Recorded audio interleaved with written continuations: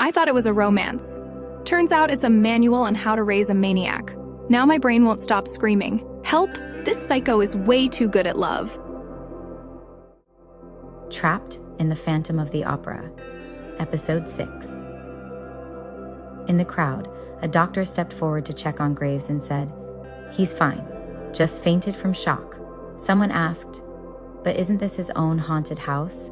Why would he faint?" The doctor glanced at Polly. Polly immediately put on a confused look. "We're not sure. Maybe something went wrong with the trap mechanism in the villa. These setups do get jammed if they're not maintained properly." Even the police officers on patrol were drawn to the commotion.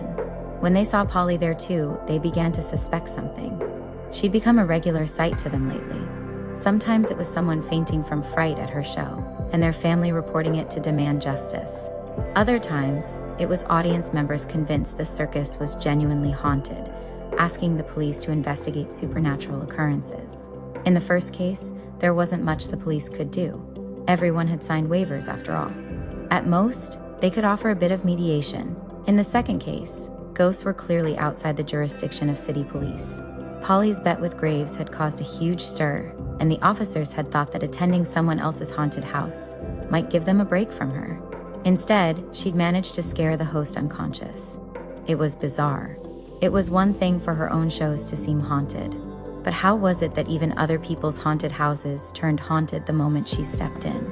Frankly, the officers didn't want to get involved with Polly's affairs. First, because her shows made money, and the department got a cut of the profits. Second, because her haunted nature was genuinely unnerving. Since Graves was alive and unharmed, and the actors insisted the incident was due to his own error, the police didn't pursue further investigation. They simply left. In the end, Graves was carried into the villa on a makeshift stretcher. And just like that, the much-hyped wager came to an anticlimactic close. Polly was a little disappointed. She still hadn't collected her final $1,000. But, well, walking away with $2,000 for free wasn't bad either. Just in case Graves tried to backtrack, she had made sure the circus members took his checks straight to the bank last night. She'd done a rough calculation. $2,000 was enough to buy a small villa in the suburbs. Graves truly was a kind and generous man. In great spirits, Polly turned to invite the circus crew to a fancy oyster dinner. But when she turned around, she saw Erik standing silently behind her, eyes downcast, slowly slipping on his black leather gloves. His fingers were long to the point of discomfort. As the gloves tightened, the contours of his knuckles became pronounced. The sight hit her like a slap from a black-gloved hand. Polly's cheeks burned. Was he really not doing this on purpose? It took her a moment to compose herself. "We were thinking of getting dinner in the French Quarter. Want to come?" Erik hated it when she referred to the circus crew as we. It felt like she was excluding him. He'd known her long before any of them. Still, he replied, "All right." Polly nodded and turned to find Thorn and the others, but her wrist was suddenly caught. Erik's expression didn't change, but his long fingers slipped between hers, interlacing them tightly. That subtle invasion made Polly's scalp tingle. Was it just because he was so awkward? Why did something as simple as holding hands feel as nerve-wracking as a first kiss? To the circus crew watching, however, the scene looked entirely different. Thorn still didn't dare meet Erik's eyes. He kept his head down as he handed Polly the cash they'd exchanged at the bank. Polly's dress was so light it had no pockets, so she casually passed the money to Erik. Erik paused. He also didn't like how much she trusted the circus people. $2,000 wasn't pocket change. She hadn't even counted it. Thorn had hoped that handing over the cash would let him escape Erik's terrifying gaze.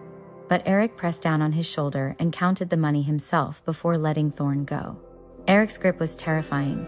Thorn felt half his body plunge into icy water, sweat soaking his back.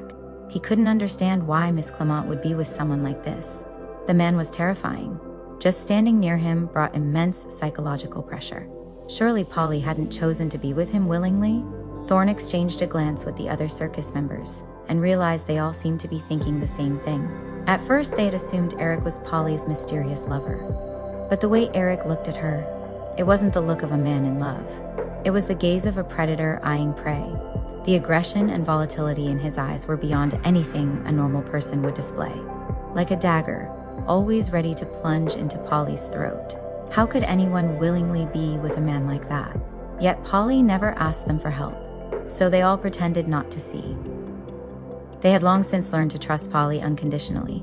Even if they couldn't understand why she was with Erik, they believed she must have her reasons. And so, the group, outwardly harmonious but inwardly tense, entered an upscale restaurant. There, Polly unexpectedly ran into someone, Charles Beaufort, the amateur conductor she'd seen at the theater recently. Charles was dining with his parents. When he saw Polly, he lit up with joy. He had already spoken to his parents about her. Though they weren't thrilled about her background, they had to admit, no upper-class lady was as business-savvy and clever as Polly. Charles had finally gotten them to accept her status. The only problem? He had no idea how to get close to Polly and propose. But now, fate had handed him the perfect opportunity. He mustered his courage and asked Polly if she'd join them for dinner. He knew the request was abrupt and rude and didn't expect her to agree. But she did. In that moment, Charles felt dizzy with joy. Maybe he and Polly really could get married and live happily ever after. Just like that, the dinner party grew to 11 people, rivaling the Last Supper. The circus members were thoroughly confused. If Polly was being forced to be with Erik, then how could she dine with Charles's parents?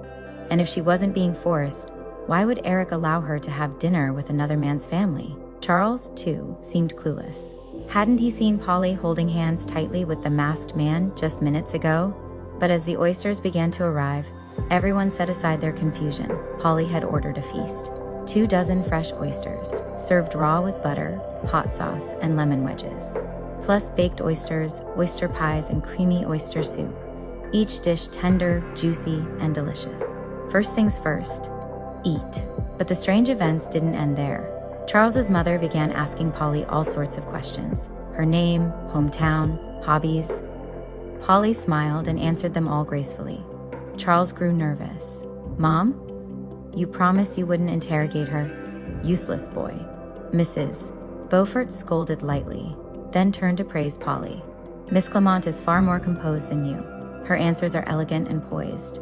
If you were half as clever as she is, we wouldn't be so worried about your marriage prospects." Then she smiled at Polly. "Miss Clement, you are a worldly and accomplished woman. Very rare indeed. For a woman to make her way in this world, she must often overcome the ignorance of small-minded people." Mr. Beaufort remained silent, focused solely on cracking oyster shells and devouring the food. Polly blinked. She had considered using Charles Beaufort to provoke Erik, but only imagined going on a casual date or seeing a show. She hadn't expected to meet the parents. Was this going too far? She turned her head slightly to glance at Erik. He was sitting beside her, quietly using a knife to open oyster shells. Unlike Mr. Beaufort, Erik's movements were precise and efficient. The oyster meat was still fresh and tender, bathed in its own juices. But Polly's attention wasn't on the food. It was on his black leather gloves. Even while shucking oysters, Erik wore his gloves. Wet leather gave off a faint, salty, oceanic scent. Polly. She hated her dirty imagination. Then, Erik scooped out an oyster and tried to place it on her plate. Polly quickly waved him off. "No thanks. I don't eat raw seafood." She wasn't trying to play cold, hot games. She genuinely didn't eat raw food. If Erik wanted to, she would quietly try to discourage him too. After hearing her preference, Erik simply set the oyster and knife aside and wiped his gloves clean with a napkin. Polly couldn't read his thoughts. He seemed unusually calm tonight. Even when she agreed to dine with Charles's family, his expression didn't flicker. Was he becoming numb to her provocations? Or was he just biding his time before a storm? Polly hoped for the latter. Ideally, the storm would come tonight. Charles had started to sense something unusual between Polly and Erik. Throughout the entire meal, the masked man hadn't eaten a single bite, just sipped a bit of white wine. He never looked at Charles, never nodded at Charles's parents, acted like none of them existed. He truly didn't care about anyone. And yet, when Polly so much as glanced at the hot sauce, Erik immediately handed it to her, without a word. That subtle, impenetrable connection between them, no one could break through. Charles began to worry that Polly might already be taken. But then, he noticed something. When Erik handed her the hot sauce, Polly only muttered a curt, When he handed her a lemon wedge, however, she flashed him a sweet smile and said, "Thank you, Charlie." She remembered his nickname, Charlie. Charles was so happy he nearly fainted. Sitting across from Erik, he couldn't see the circus crew's side of the table, where the atmosphere had turned tense and frozen. Thorne sat beside Erik, drenched in sweat, stomach churning from fear. Erik tapped the table rhythmically with his fingers, deep in thought. Right beside those fingers lay a 4-inch oyster knife. Perhaps due to his past hypnosis, Thorn was hypersensitive to Erik's moods. And now, Erik wanted to kill Charles Beaufort. Thorn was terrified he'd grab that oyster knife and throw it across the table. Charles, the idiot, kept grinning, unaware that death was hovering over him. Just then, a waiter approached to serve soup. Erik abruptly stood up. Thorn nearly dove under the table, but Erik simply intercepted the waiter, took the bowl, and served Polly himself. This was the waiter's job, but Erik did it with quiet, unshakable calm. Charles had also been thinking about serving Polly something, but his mother's glare stopped him. Men shouldn't serve women. It's undignified. Polly seemed unfazed, just softly said, "Thank you." After dinner, at Mrs. Beaufort's signal, Charles rushed forward and accepted a coat from the waiter. He carefully draped it over Polly's shoulders. Polly blinked, then smiled at him. "Thank you, Charlie." Charles blushed and stammered, "Miss Clement, you saw how much my parents like you." Polly put on her wide-brimmed hat and glanced at him sideways. "What are you trying to say?" Charles turned even redder. "I was wondering, tomorrow, maybe we could go for a walk?" "Of course, Charlie." Charles lit up, about to rush back and share the good news with his mother, when he noticed it had started to rain. He was just about to ask the waiter to bring Polly an umbrella, but in that moment, the masked man removed his long coat and placed it gently over Polly's head. Rain soaked through his white shirt, outlining the lean, muscular shape of his body, especially his arms, which were impossibly strong. No gentleman should have muscles like that. They reached the carriage. Polly grabbed the handle, ready to climb in, but Erik wrapped her tightly in the coat and lifted her into his arms, carrying her into the carriage. The moment the black coat was draped over her head, Polly's heart leapt to her throat.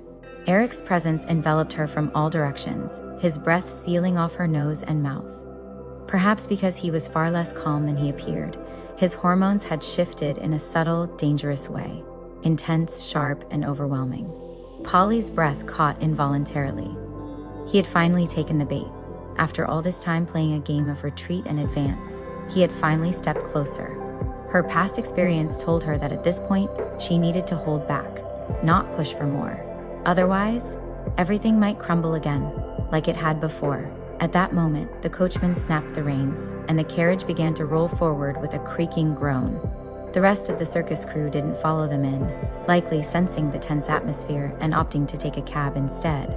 Inside the carriage, it was just the two of them. The soft patter of rain, the narrow enclosed space. The air seemed to grow thick, almost viscous. Polly found it hard to breathe. She yanked off the coat and tried to move closer to the window for air. In the next instant, a firm grip tightened around her waist. Erik suddenly reached out and pulled her down onto his lap. Polly's heart jumped. She turned and crashed right into his golden eyes. His gaze was still composed, so composed it bordered on eerie. "Do you like Charles Beaufort?" Polly answered cautiously. "What do you think?" "He's not worth your affection," Erik said calmly. "Beaufort's parents only favor you because they know their son is useless. Once they're gone, distant relatives will swoop in like vultures to divide the estate. They see you as a living, breathing safe, someone who can guard their fortune. To them, you're nothing more than a marriageable vault." Polly blinked in realization. "So that's it. I did wonder why they were so welcoming." She thought for a moment, then chuckled. "Well, they're being pretty naive. What if I marry Charles and poison him to become a rich widow?" She hadn't even finished the joke when Erik's grip on her waist tightened violently. "You still want to marry him?" Polly. So he hadn't heard the part about poisoning Charles at all? Erik shut his eyes. A buzzing roared in his skull. So that intense urge he'd felt earlier, it wasn't rage. This was true rage. Dizzying, mind-numbing, logic-shattering. Back at the restaurant, it had taken every ounce of control not to kill Charles Beaufort on the spot. Erik had never been a moral man. He'd never seen killing as wrong. In the Mazandaran royal palace, he had even made a living torturing and executing prisoners. The king loved bloody spectacles. But everything changed after he met Polly. She became the first person he couldn't kill.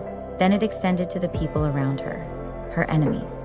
And now, even a pathetic worm like Charles Beaufort, he couldn't touch him either.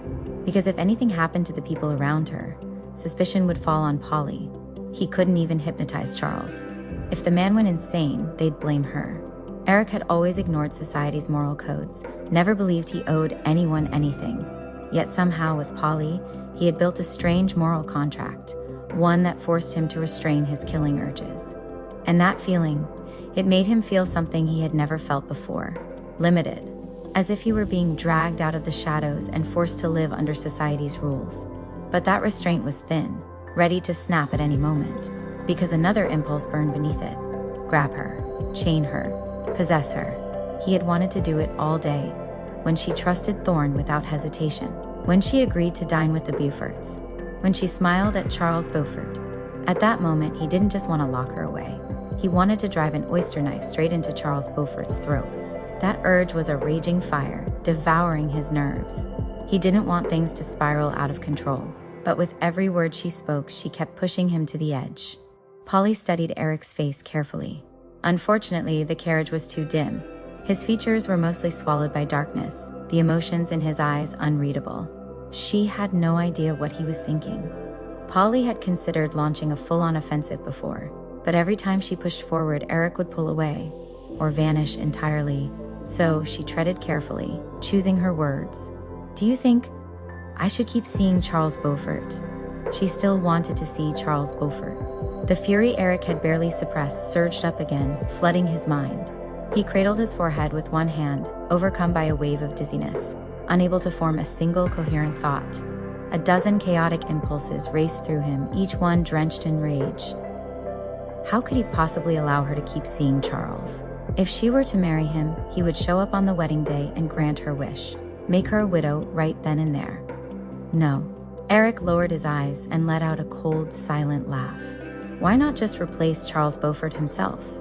If he married Polly, they'd be husband and wife, fair and square. It took him a long time to push down that terrifying, gut-twisting anger. Even so, the bones in his jaw still trembled, his facial muscles twitching with strange spasms. He was right at the edge. Just one spark, and he would completely lose control. But in the darkness, Polly could only hear his unnaturally calm voice. "I've said what I needed to. Do as you please, Polly." Damn it, she'd celebrated too early. He still hadn't taken the bait.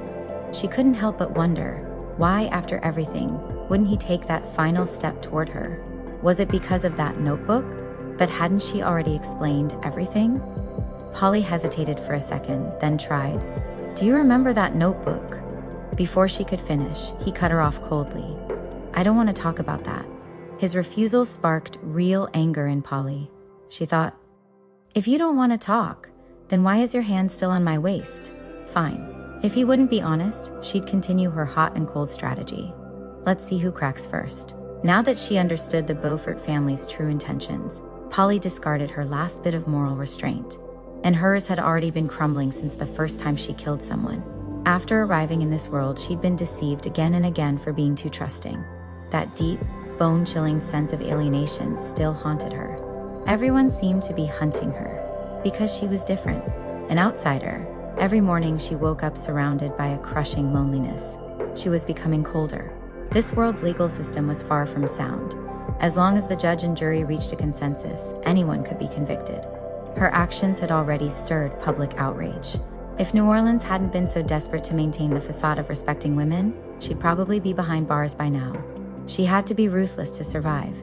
Only when she was with Erik, only in those moments of surging adrenaline, could she forget the harsh, ice-cold reality of her transmigration.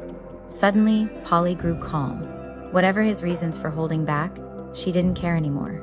She would have him, no matter what it took. She made her decision, but kept her face neutral.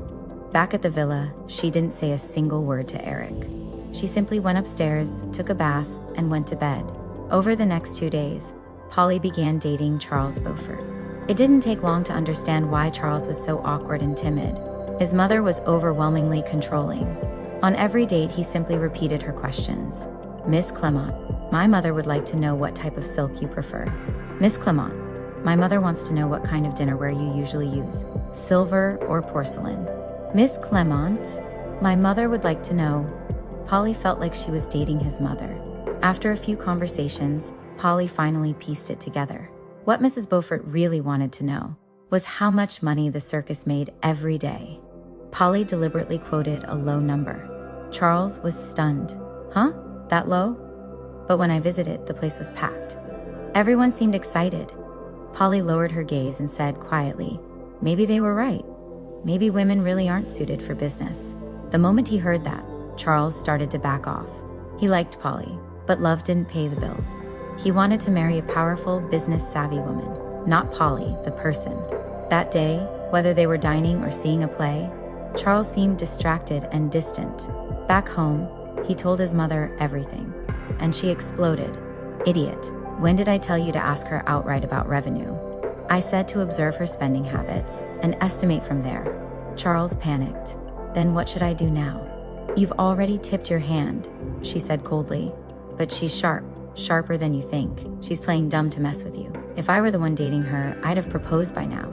Charles felt something about that sentence was off, but he didn't dare question it. He just nodded repeatedly. Meanwhile, Polly found Charles increasingly dull. 2 whole days had passed, and Erik hadn't reacted at all. Honestly, if Mrs. Beaufort herself had come to woo her, she might have gotten a better result. Erik would have cracked and confessed by now. Both sides were unhappy with Charles, but they had no better options. One evening, after watching a show, Polly and Charles were strolling in the garden district. As they neared the villa, Polly suddenly felt a chill down her spine. Erik was watching her. After days of silence, he had finally appeared. Just then, Charles, remembering his mother's advice, nervously began, Miss Clement. Polly had been rather cold to him lately, but tonight, perhaps touched by his persistence, she smiled faintly. What is it, Charlie? Charles was overwhelmed by her smile. He swallowed the words my mother wants to know and instead said softly, You've never told me what your relationship is with that masked man. That day at the restaurant, you two were so close. He was opening oysters for you, pouring soup, and even carried you into the carriage. Honestly, Charles had forgotten most of what happened. His mother had reminded him. She said that a little jealousy could spice up a relationship, but Polly's smile instantly vanished. If you keep talking like that, I'll get angry. I'm single right now. Charles panicked and reflexively blurted out, Sorry. It's just that my mother said, your behavior with that man was as intimate as a married couple. Polly's first thought was, she really should be dating Mrs. Beaufort instead. In the darkness, Erik's gaze turned cold, heavy. Polly's scalp prickled. Her back trembled slightly. His stare made her feel a little excited. The masked man, she said. You mean Erik? In that moment, a searing pain flared across the back of her head, like she'd been whipped. Erik's gaze had never felt so intense, burning against the nape of her neck. Polly's heart pounded. Her fingers trembled. Her jaw tightened. She had a hunch. This would be her final bait. After tonight, the big fish would bite. The thought made her blood heat like burning coal. Her cheeks flushed. She couldn't help but let out a quiet laugh. Erik? He's my younger brother. We're years apart. How could we possibly be husband and wife? The moment Polly uttered those words, she could hear Erik's ragged, uneven breathing behind her. He seemed to be standing right behind her. That icy, terrifying presence was closing in. Polly could barely breathe. Her nape tingled like 1,000 needles pricking her skin, like his nose was brushing against her neck, breathing in and out. If I had known this would provoke him, I would have said it on the first date with Charles. Charles blinked in confusion. Your brother? He looks older than you. How could he be your brother? Polly's heart was still pounding wildly. Her mind was filled with thoughts of Erik. She had no energy left to deal with Charles. She responded absently. Because I'm older than you think? Charles studied her carefully. She had fair skin, delicate features, and an effortlessly natural beauty. Her brows, lashes, and loose strands of hair were unstyled, but they gave off a healthy, authentic charm. Her thick, curled lashes made her bright eyes look almost predatory. Someone who looked like that couldn't possibly be older. Then again, Charles had never actually met an old maid, women in their 20s who had never married. In society, if a woman wasn't married by 20, people assumed something was wrong with her. They might express sympathy on the surface, but behind her back, they steered clear. Polly saw right through Charles's thoughts. Having achieved her goal, she no longer cared to keep up the act. She said coolly, Yes, Mr. Beaufort. I'm not some fresh 16-year-old debutante. I'm about to turn 24. That number hit Charles like a slap. He himself was in his 20s. but it was his first time meeting a living, breathing, unmarried woman over 20. That was it for Charles. No matter how business-savvy Polly was, he had no interest in dating her anymore. Shaken by her age, Charles quickly excused himself. Polly couldn't care less about where he went. What she really wanted to know was, where did Erik go? Just a moment ago, he had seemed so close, almost within reach. But the second she said she was turning 24, his presence had vanished. Erik wasn't like Charles. He wouldn't care about her age. Polly had an inexplicable trust in him. She believed that even if she wore shorts and a t-shirt on the street, he wouldn't say a word. As for how he judged those who whispered about her behind her back, that wasn't her concern. So, where had he gone? Back at the villa, Polly sat in the parlor for a while doing nothing. Still no sign of Erik. He seemed to have vanished for real. Just then, Mrs. Freeman came in and told her there was a letter from New York. Polly took the envelope and was stunned to see the sender, Nikola Tesla. His handwriting was elegant but chaotic. To Miss Clement, your request is intriguing. An AC generator that outputs 5 volts of DC current. Aside from engineers here in New York, I doubt most people even know what alternating current is, let alone that it can be converted to direct current. Regardless, you've piqued my curiosity. If you can provide detailed specifications, I would be willing to construct a small generator for you. Nikola Tesla. Polly stared at the letter, a wave of surreal disbelief washing over her. She was corresponding with Nikola Tesla, and he had agreed to build her a miniature generator. Even with the letter in her hand, it still felt unreal. She sat in a daze for a moment, then ran upstairs, dug out her phone charger, and copied down the specs. Since there was no concept of electrical outlets yet, Polly also included a detailed explanation of what an outlet was. She wasn't worried about causing any butterfly effect. According to the theory of parallel universes, this would simply create a new timeline without affecting the original one. She didn't claim credit for inventing the outlet either. She just told Tesla that it was a power supply method from her homeland, more portable and safer too. With the invention of the outlet, Tesla would have a much easier time winning the war of currents. Once the outlet existed, Edison's direct current system would have no more advantages. Polly finished the letter, folded it, sealed it in an envelope, and mailed it off. Then, she promptly forgot about it. She wasn't all that interested in electricity. The only reason Tesla's reply had excited her was because he was a famous historical figure. If Edison had written her instead, she'd have been just as shocked. After dealing with Tesla's reply, Polly remembered that the circus had reopened. She double-checked the financial records and worked non-stop until 10 p.m. Only when she got into bed did she realize Erik still hadn't shown up. She was certain he'd been furious about her final comment.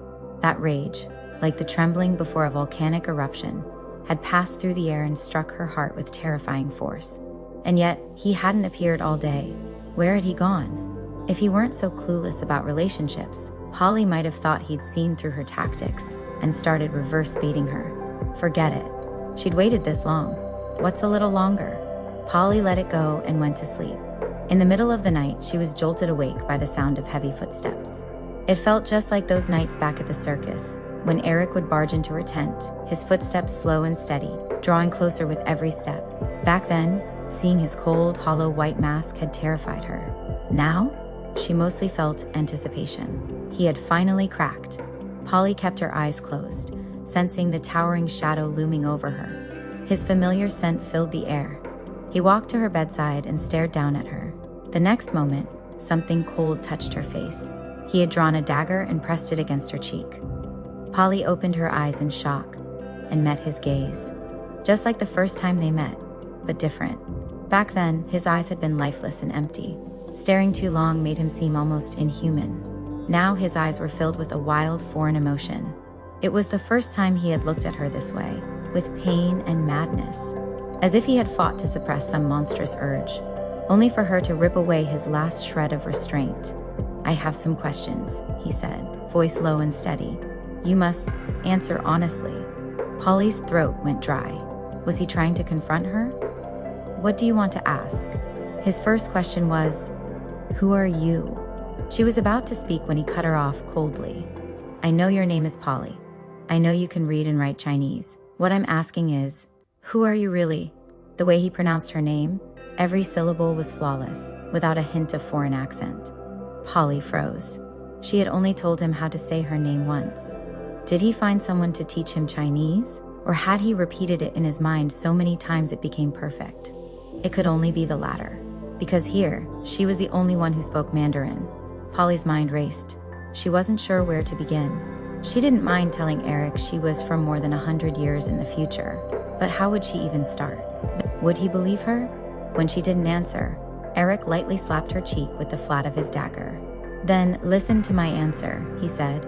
You're not from this time period, are you? Polly was stunned. How do you know? How could he know? Erik shut his eyes tight. His chest heaved with rapid breaths, his head spinning, because she had never tried to hide it. That night when she had cleaned his wounds, he'd picked up the discarded packaging. He had a photographic memory. That packaging had been smooth and tough, with sharp, colorful printing. He'd never seen anything like it. Back then, he didn't care. He looked at it, then handed it back without thinking. But he remembered what it said. It was a packet of hemostatic powder, complete with illustrated instructions. And at the bottom, in small print, a line of numbers, 20,261,012. At the time, he hadn't thought much of it. But later, those numbers kept resurfacing in his mind. Until one night, he remembered the English words printed above them. Manufacture date, October 12, 2026. That product was made in 2026, which meant Polly came from 138 years in the future. The realization had hit him like a blow to the head. And the more he thought about it, the more everything lined up. Her broad yet shallow knowledge, her odd behavior, the way she wore pants so confidently, the strange bag she carried, her startled reaction to flash photography, her camera, which didn't require film or development, and the most damning detail, she told Charles she was about to turn 24. He didn't even have time to dwell on the fact that she had called him her brother. Erik didn't know Polly's exact age, but she looked close to his own. There was no way she could suddenly be 6 years older than him. Unless at some point, a soul from more than a century in the future had taken over her body.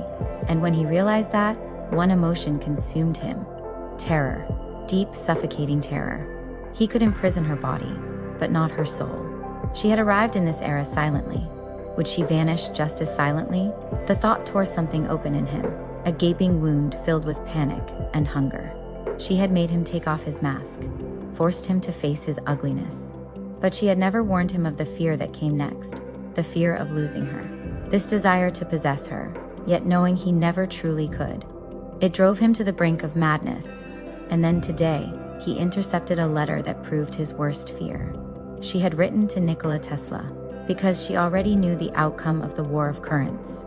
She trusted Tesla, even gave him the concept of the electrical outlet, free of charge. Anyone with basic knowledge of physics could see the outlet's importance in proving the safety of alternating current. With it, Tesla's side could silence Edison's propaganda completely.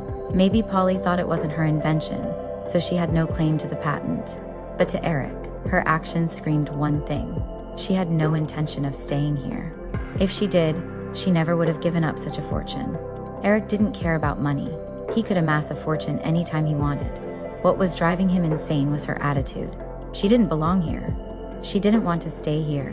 For a few seconds, panic, fear, rage, all surged at once, sharp and piercing.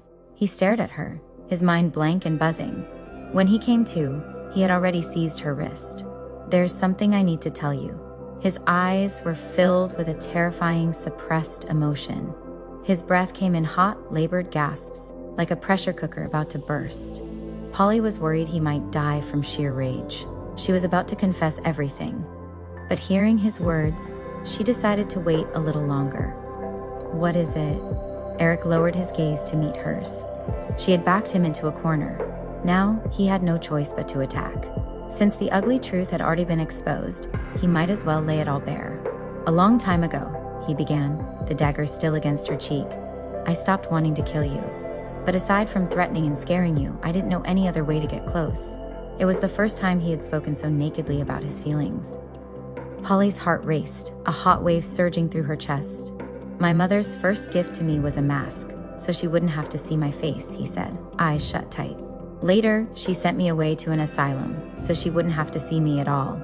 Every word burned with shame, but also a twisted kind of catharsis. especially because he was saying it to Polly. That made the pain electric. He really was a madman.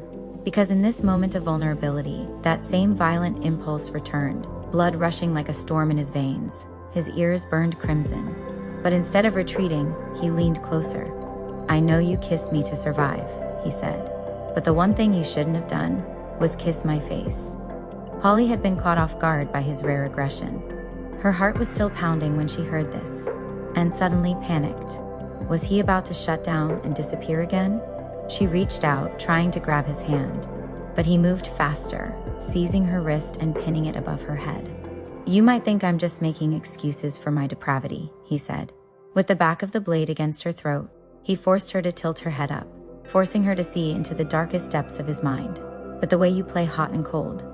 Every word you said to Buford, everything you've done makes me want to do something to you. And now, here's my answer to your question," he said, voice low and deadly clear. "I don't want you to date Charles Beaufort. I don't want you to date anyone. I want you to become my wife." Polly had imagined many scenarios for Erik confronting her. She thought he would coldly interrogate her, demanding why she called him her younger brother, why she claimed there was such an age gap between them. But to her surprise, he was so terrifyingly smart that he had deduced her true identity just from a few offhand remarks. He even vaguely realized that she was deliberately provoking him to make the first move. Polly thought to herself, "I'm so wicked." The look in his eyes was on the verge of collapse, like boiling oil just waiting for a single drop of water to explode into searing splashes. And yet, all she could feel was that his aggression, his intelligence, were incredibly sexy, especially that forceful motion just now. She had felt firsthand how powerful and dominant he could be as a man. But nothing about his actions had been disgraceful. The truly disgraceful part was what was going on in her own mind.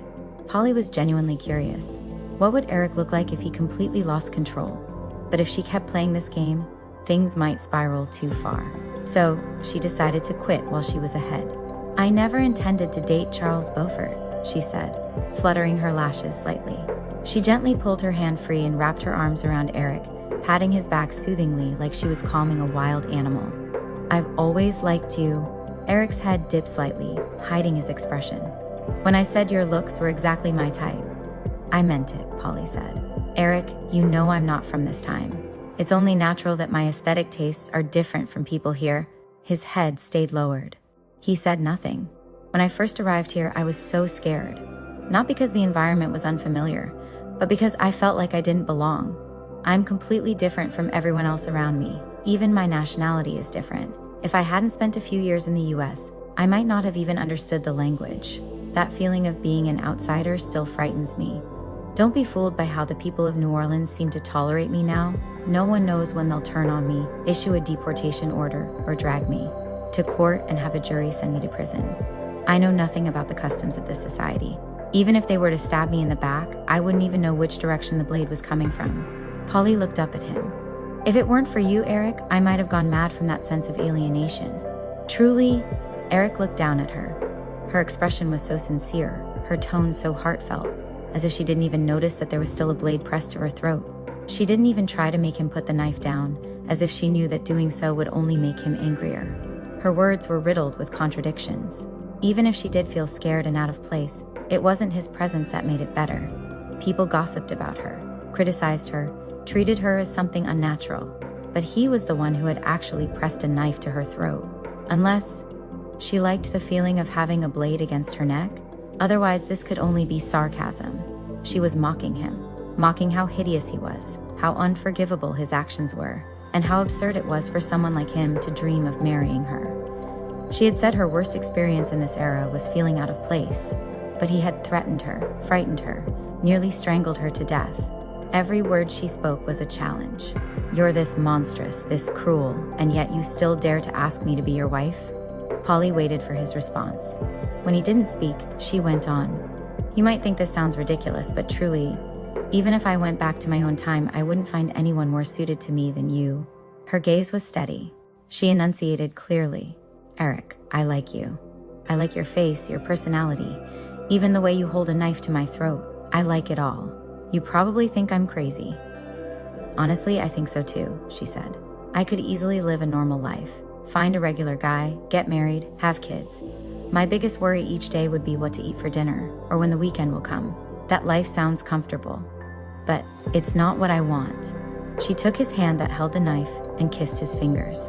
What I want is you, Erik. I like you. Like your constant gaze, the way you appear in my room in the middle of the night, and even your occasional violent outbursts. She slowly laced their fingers together, lifted herself up slightly, and leaned in to kiss him. I'm glad you told me all this today. But proposing, that's not a reason to... Before she could finish, he suddenly stabbed the knife into the pillow beside her. Polly rarely got startled by him anymore since discovering her own dark kinks. But this time, she genuinely jumped, cold sweat forming on her back. She didn't know what he was thinking. Just as she was about to test the waters, he spoke with chilling calm. Do you like me like this? In the darkness, his face was unreadable. One hand braced beside her, every muscle tense, his shadow looming heavily over her. Polly's heart pounded twice. She realized with some surprise. I do. Erik stared at her without emotion. She was still lying. He wasn't a noble man. If she dared to lie like that, she should be ready to face the consequences. Suppressing the guilt gnawing at him, he coldly withdrew the dagger and held the blade to her cheek. How about this? Do you like this? Oh no. He had figured out her kink. The blade hovered dangerously close to her face, as if it could slice down at any moment. That looming sense of threat mixed with the intimacy of being so close.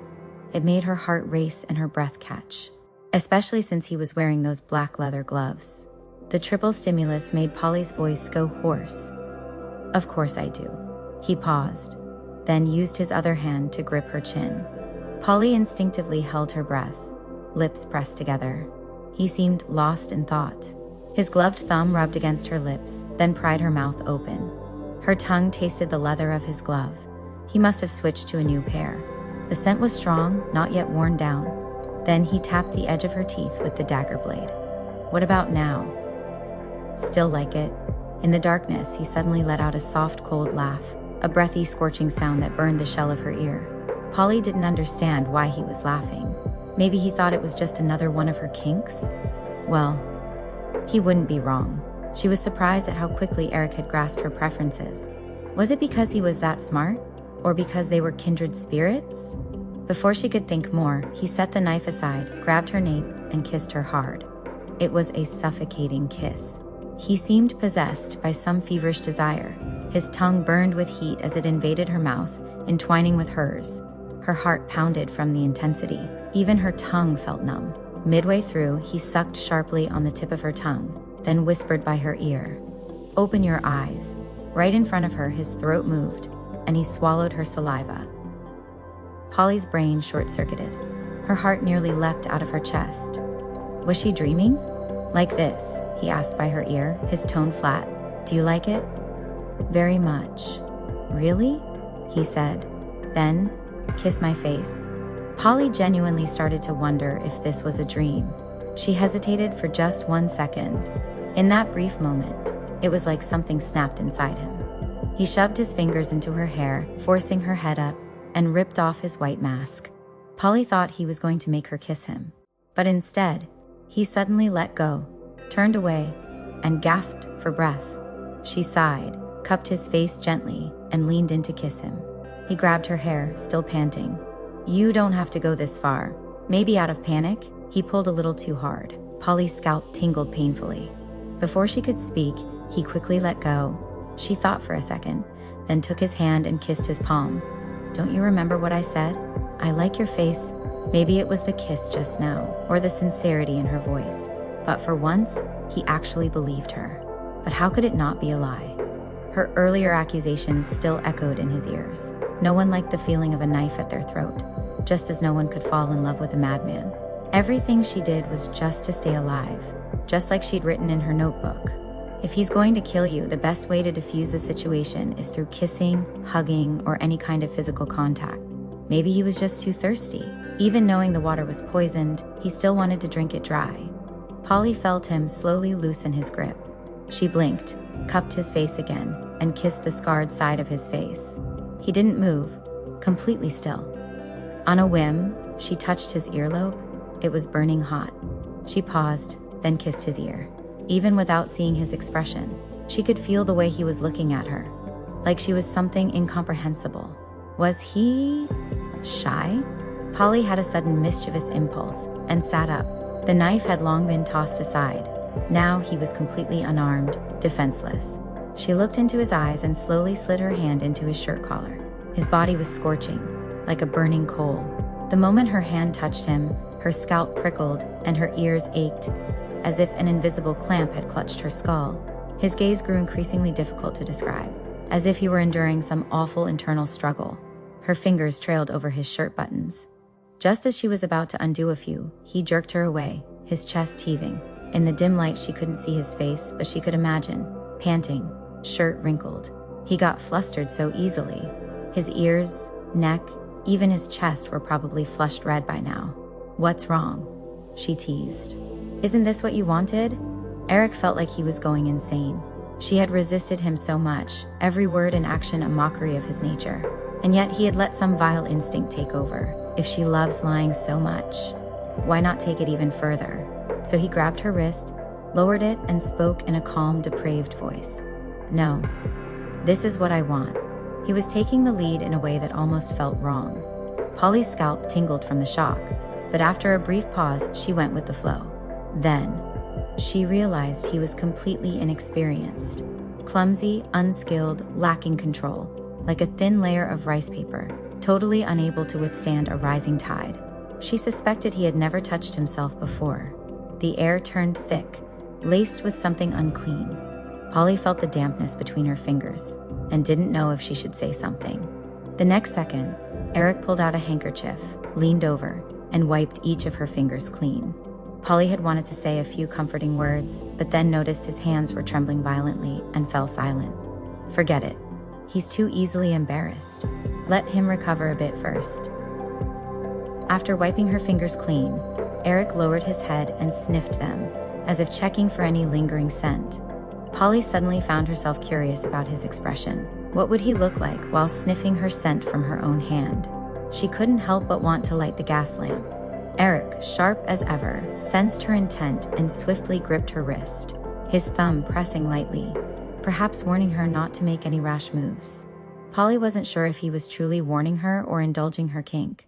Thinking of how he liked her coquettish tone, Polly decided to return the favor. "It's too dark. I just want to see you. Is that so wrong?" Her voice softened with a sweet, nasal tone that was impossible to resist. Immediately, the pressure on her wrist tightened, nearly causing her to cry out in pain. Polly pulled her hand back, confused. Was he genuinely opposed to her turning on the light?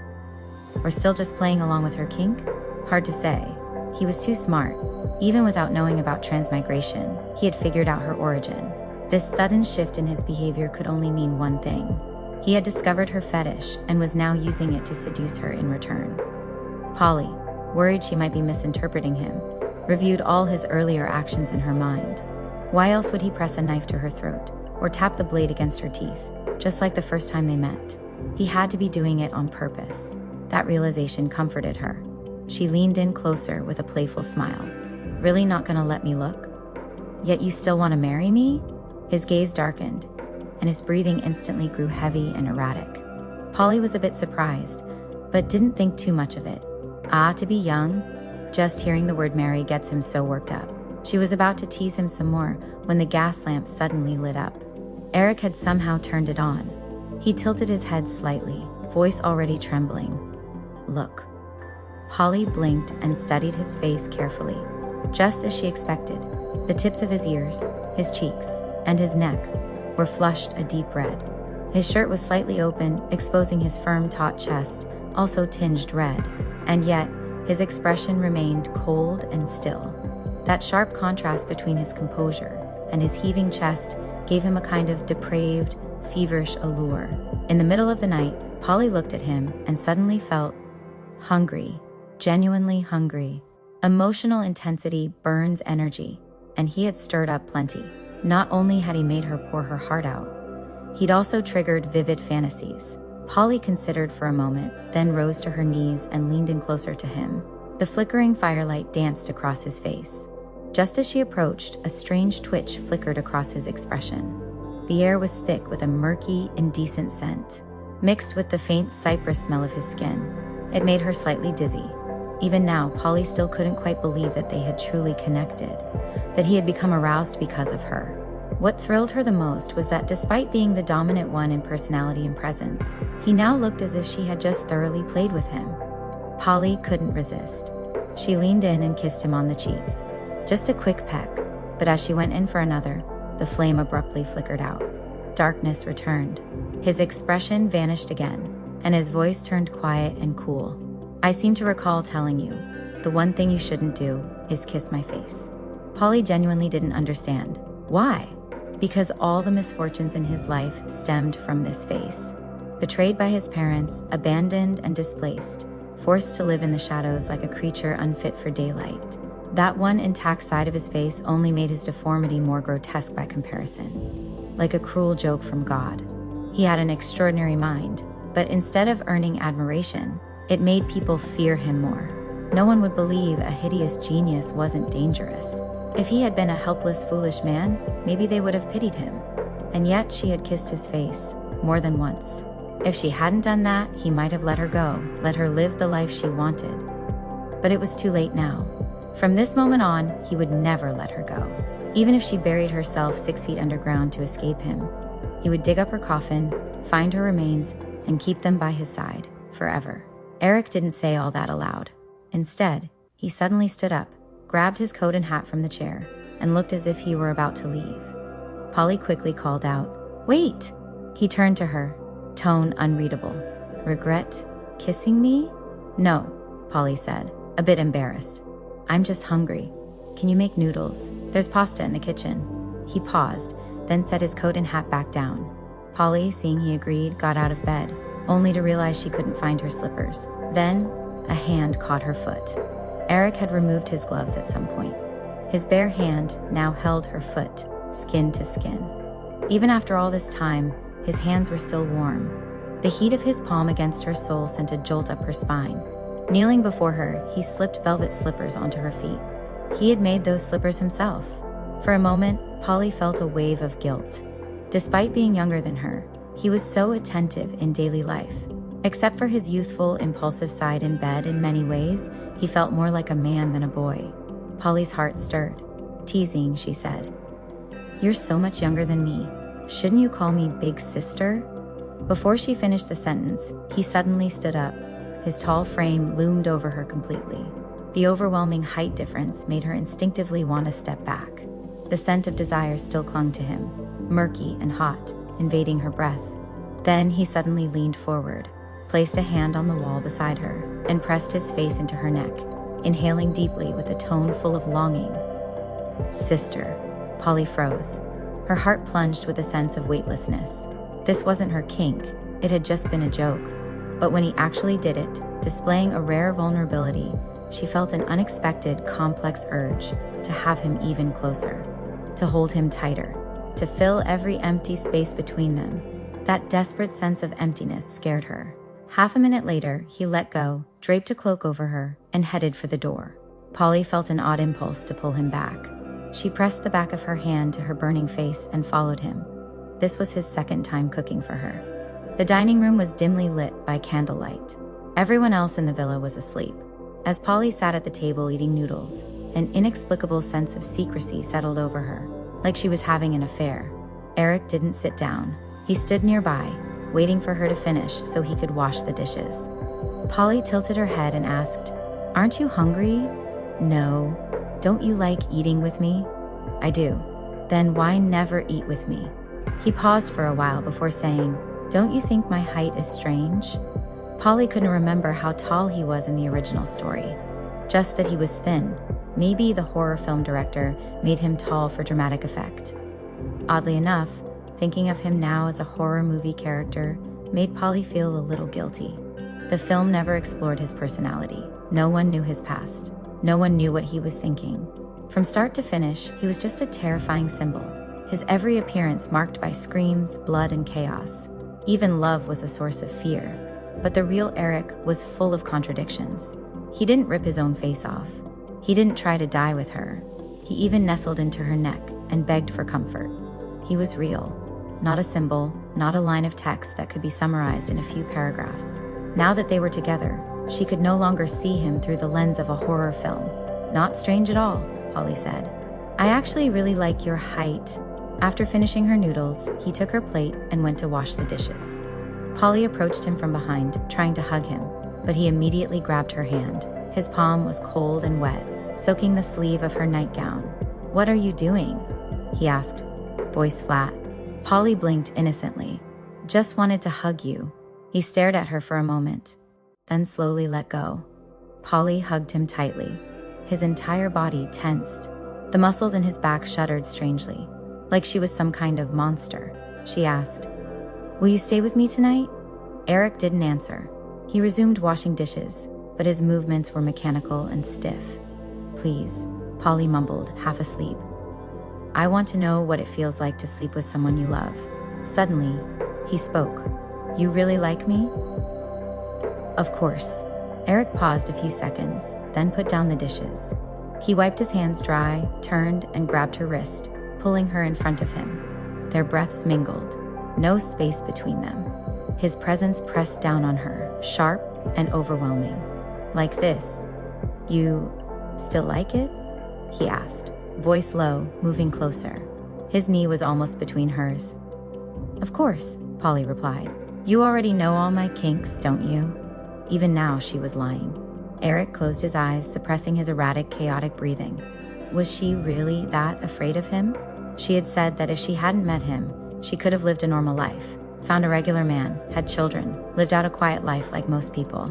The atmosphere grew tense and awkward. Polly sobered up a little and regretted bringing up the word kink. He might think she was only with him to indulge some twisted desire. Sure enough, his next words were ice cold. "Get out."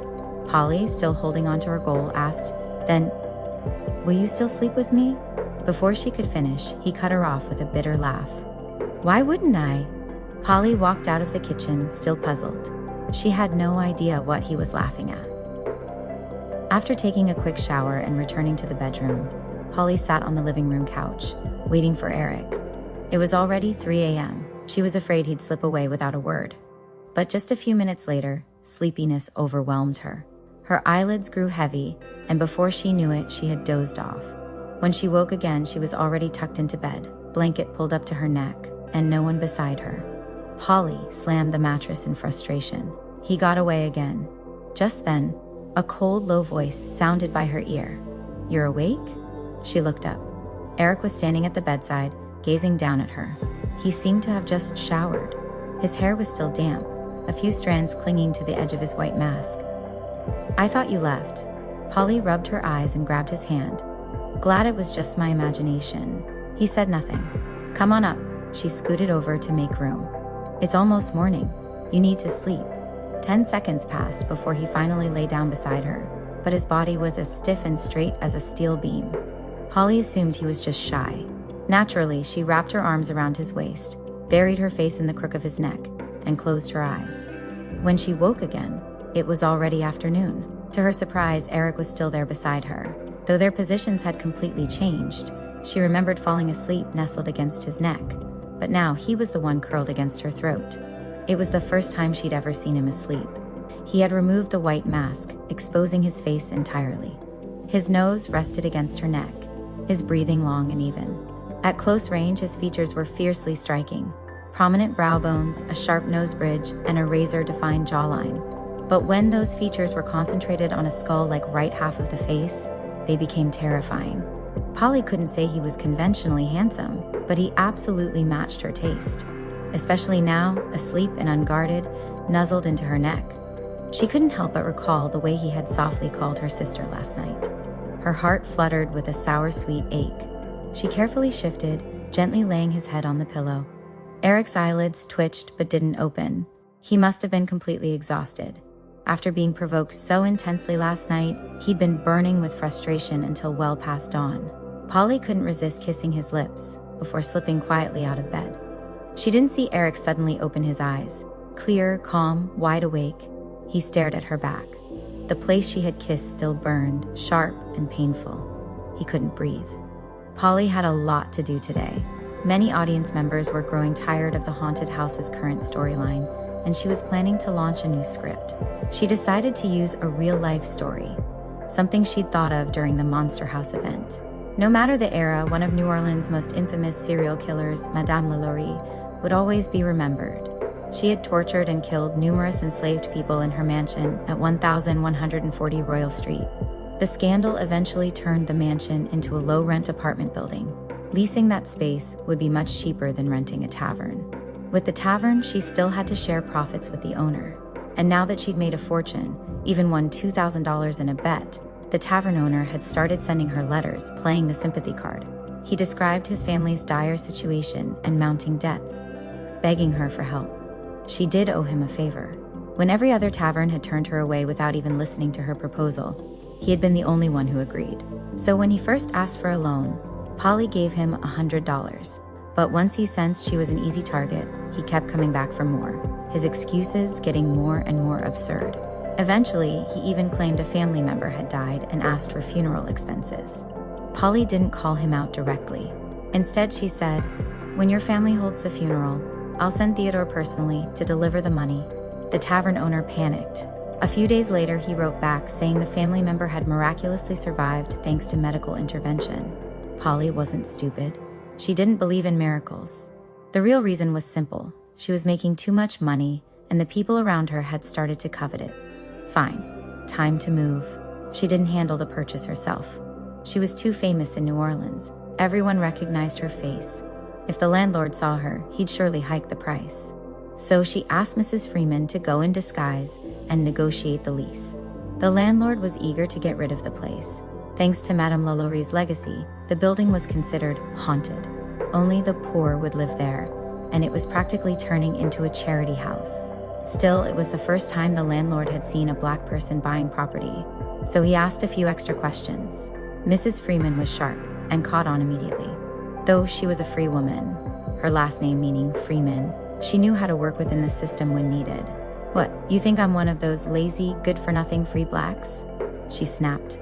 "Let me tell you, I have an owner. My family has served our masters faithfully for generations. We don't fall for this freedom nonsense. Now, are you selling or not?" The landlord was instantly reassured.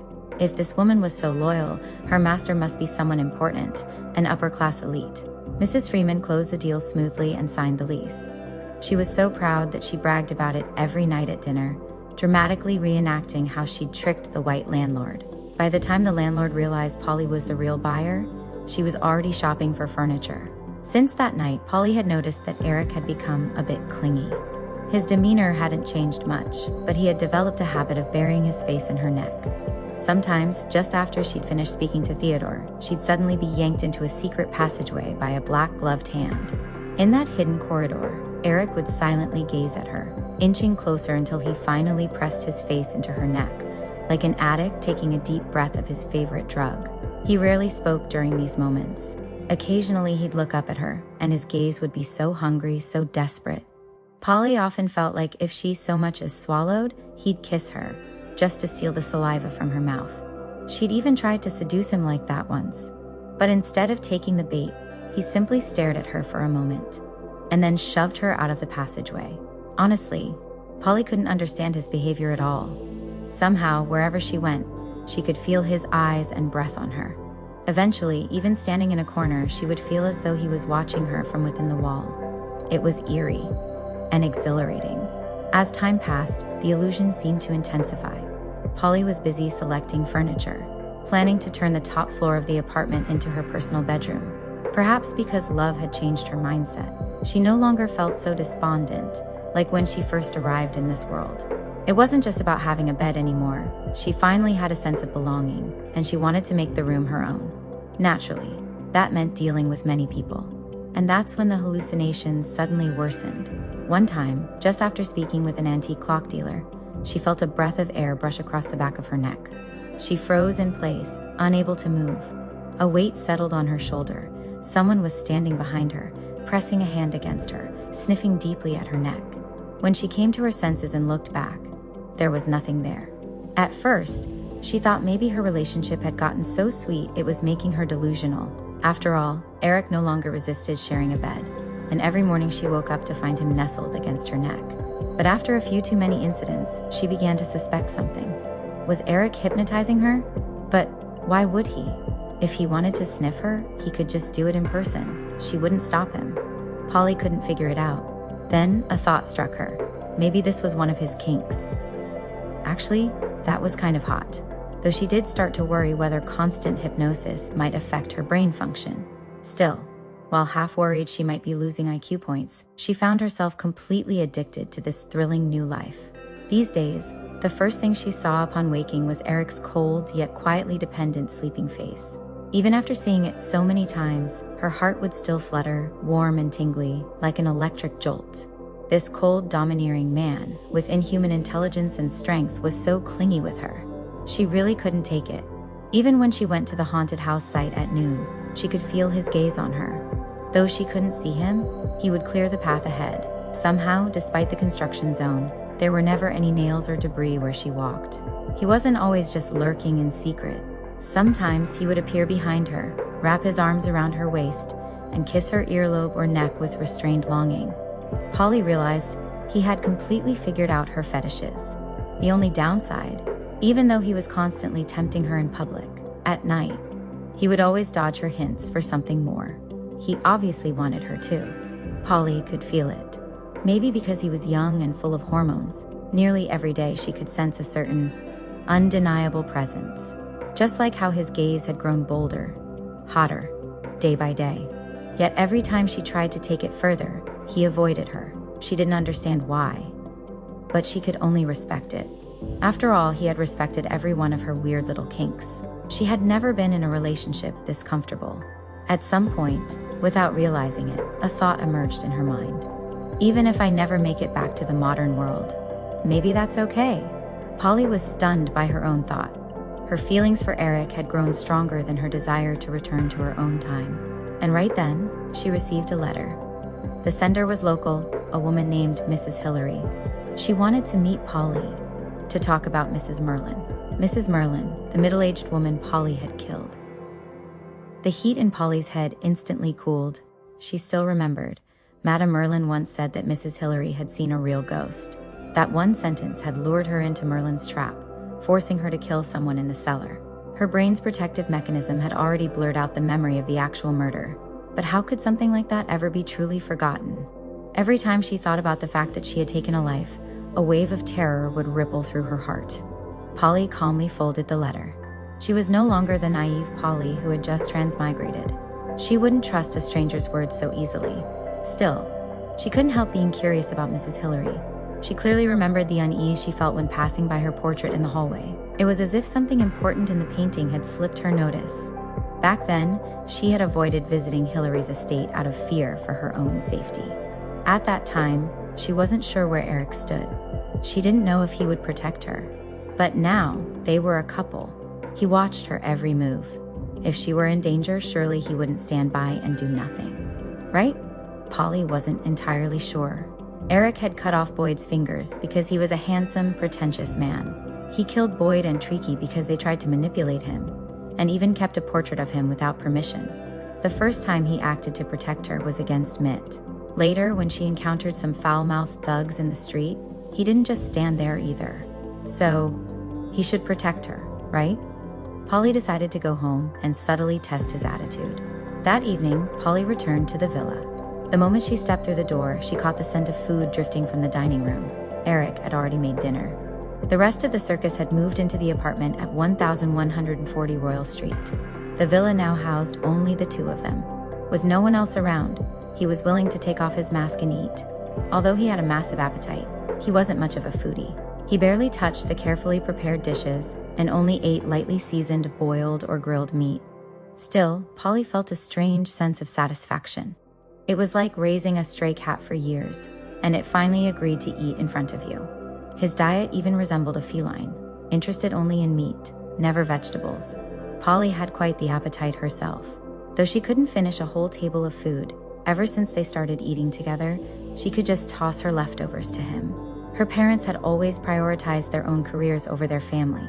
After she turned 16, they sent her to live with relatives in the US and went off to chase their dreams. She only found out they had divorced after starting college. No third party, no remarriage, they simply wanted to grow independently. Polly didn't resent them. She just felt unfamiliar with them. She had always been emotionally stable, able to adjust quickly. The news of their divorce shocked her for about 5 minutes, then she moved on. After all, whether they were together or not didn't really affect her life. Sometimes she even felt like she had been just a minor side note in their successful careers. Before meeting Erik, Polly had always believed she wasn't interested in romantic relationships. Her parents' emotional detachment hadn't seemed to affect her much. It was only after Erik entered her life that she realized everything had a cause. She wasn't uninterested, just completely disillusioned. So she retreated into books, games, and scripts to avoid reality. Her initial attraction to Erik came from the fact that he was fictional. Everything about him had nothing to do with the real world. Being with him helped her forget the crushing loneliness of transmigration. She even began to build a stable emotional connection. Polly liked that feeling. Finally, there was someone in this world she was intimately connected to. She changed into a nightgown before heading to the dining room. Erik wore a white shirt with the sleeves rolled up to the elbows, revealing strong, defined forearms. He was plating his own meal. Hers had already been served on the table. Polly walked over, wrapped her arms around his waist from behind, and glanced at his plate. Isn't that too bland? Even though she'd hugged him countless times, his body still stiffened. I'm used to it. I remember our first meal together. You ate that crazy spicy hot pot without flinching. Have you always eaten a lot of chili? Polly tried to rest her chin on his shoulder, but he was ridiculously tall. Even on tiptoe, she couldn't reach. She gave up with a sigh. Erik stiffened further. Her nightgown was very thin.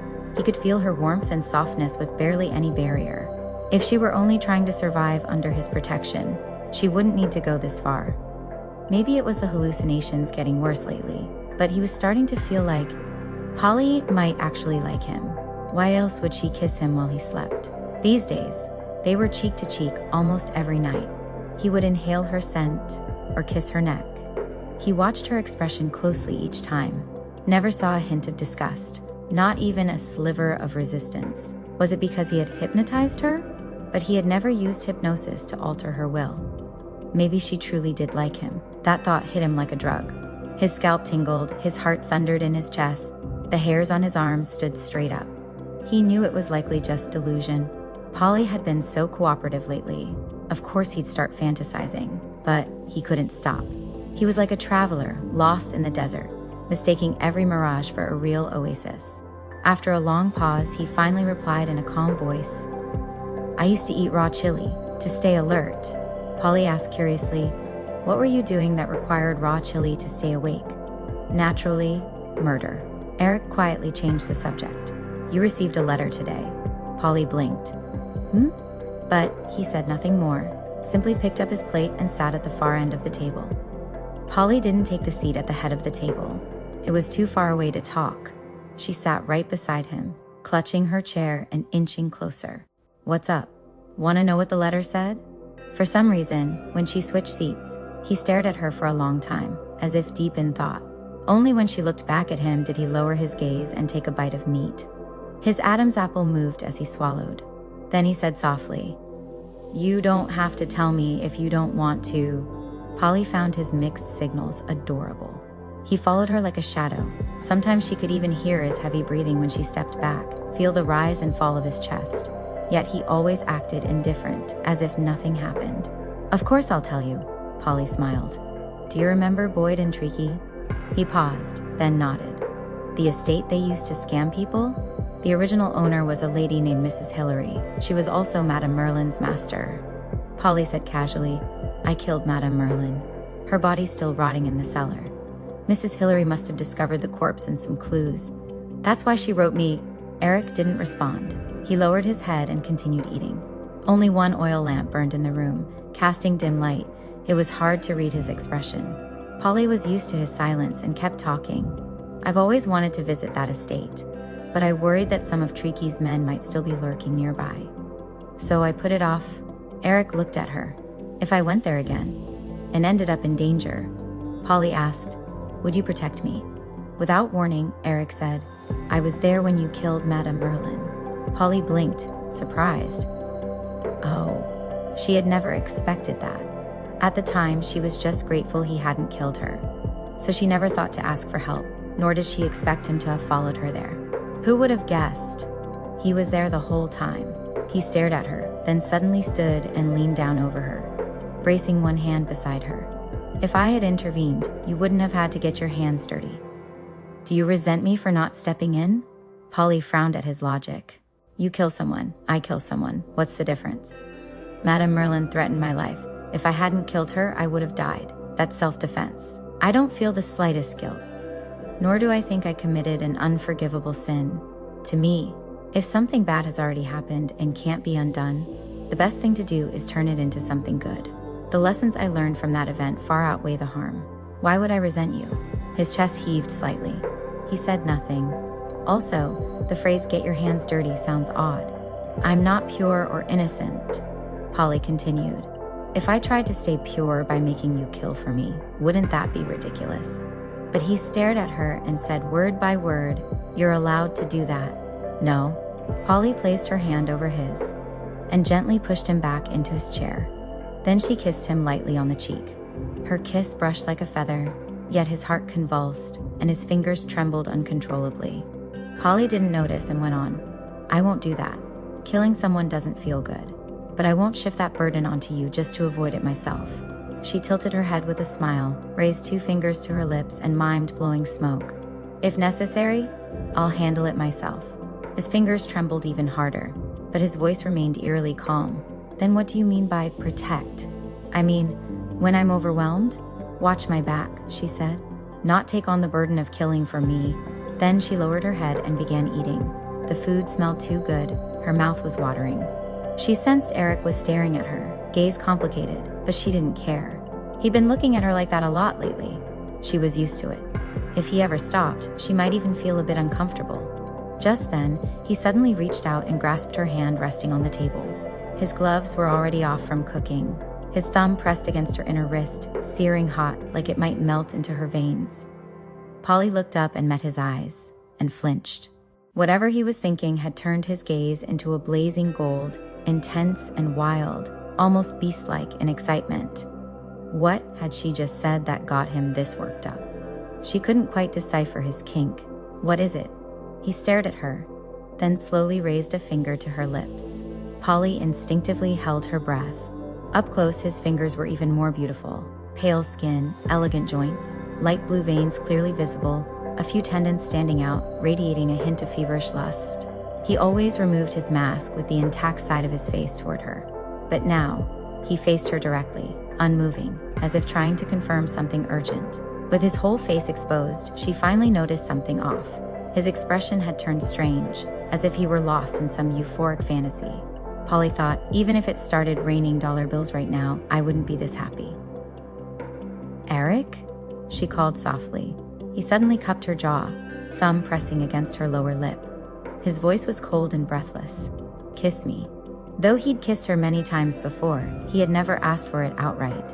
Polly was surprised by his boldness, and a bit confused. She lowered her head and kissed his thumb, like pressing a button.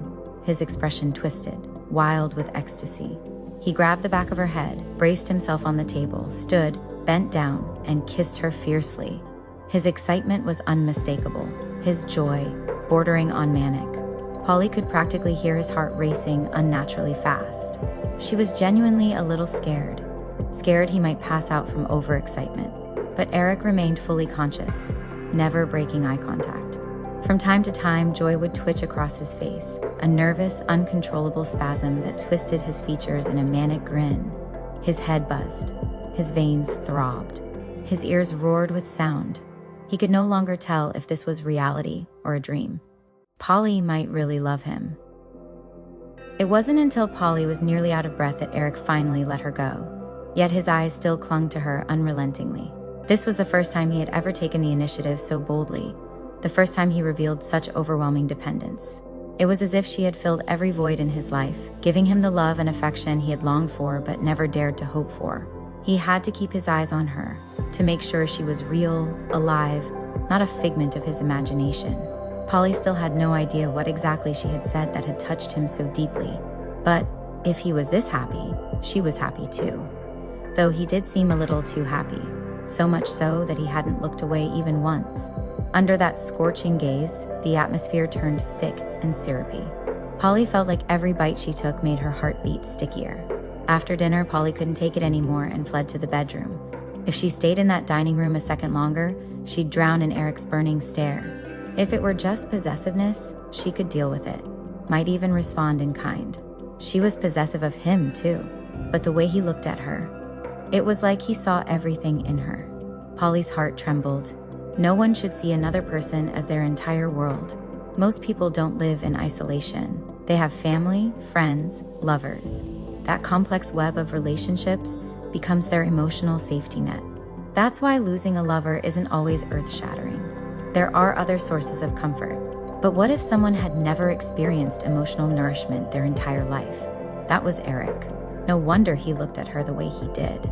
To him, she wasn't just a lover. She was his family, his friend, his everything. Polly took a deep breath, went to shower, and then wrote back to Mrs. Hillary, setting up a meeting for 3 o'clock the next afternoon. She went downstairs and handed the letter to the doorman. As she turned around, she walked right into Erik's gaze. Even after nearly an hour, that scorching look hadn't faded. If anything, it had only grown hotter. They'd been together for some time now, but Polly had the strange feeling that they were only now truly falling in love. "What is it?" she asked. Erik looked at her, reached out, and held her hand, slowly tracing her palm lines with his fingertips, entwining their fingers. He had done this same gesture before, but never like this, never this greedy.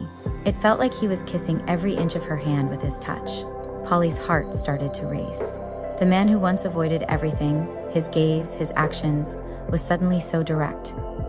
This contrast was far too seductive. The next moment, as if unable to restrain himself, he buried his head in her neck, pressing his nose against her collarbone and inhaling deeply. Polly wrapped her arms around his waist and gently patted his back. There. What's gotten into you? Why so clingy all of a sudden?" She didn't know what had triggered him, but he did. His entire past had been nothing but barren wasteland. No one sympathized with him. No one treated him kindly. People wouldn't even come near him. He was like a deserted island overgrown with thorns, with no signs of life. The first gift he had ever received was the mask his mother gave him. He thought he would wear it for the rest of his life, until she came and made him take it off.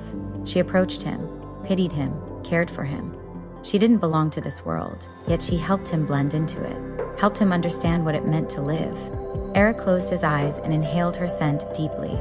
Their breaths mingled, and for the first time, he felt whole.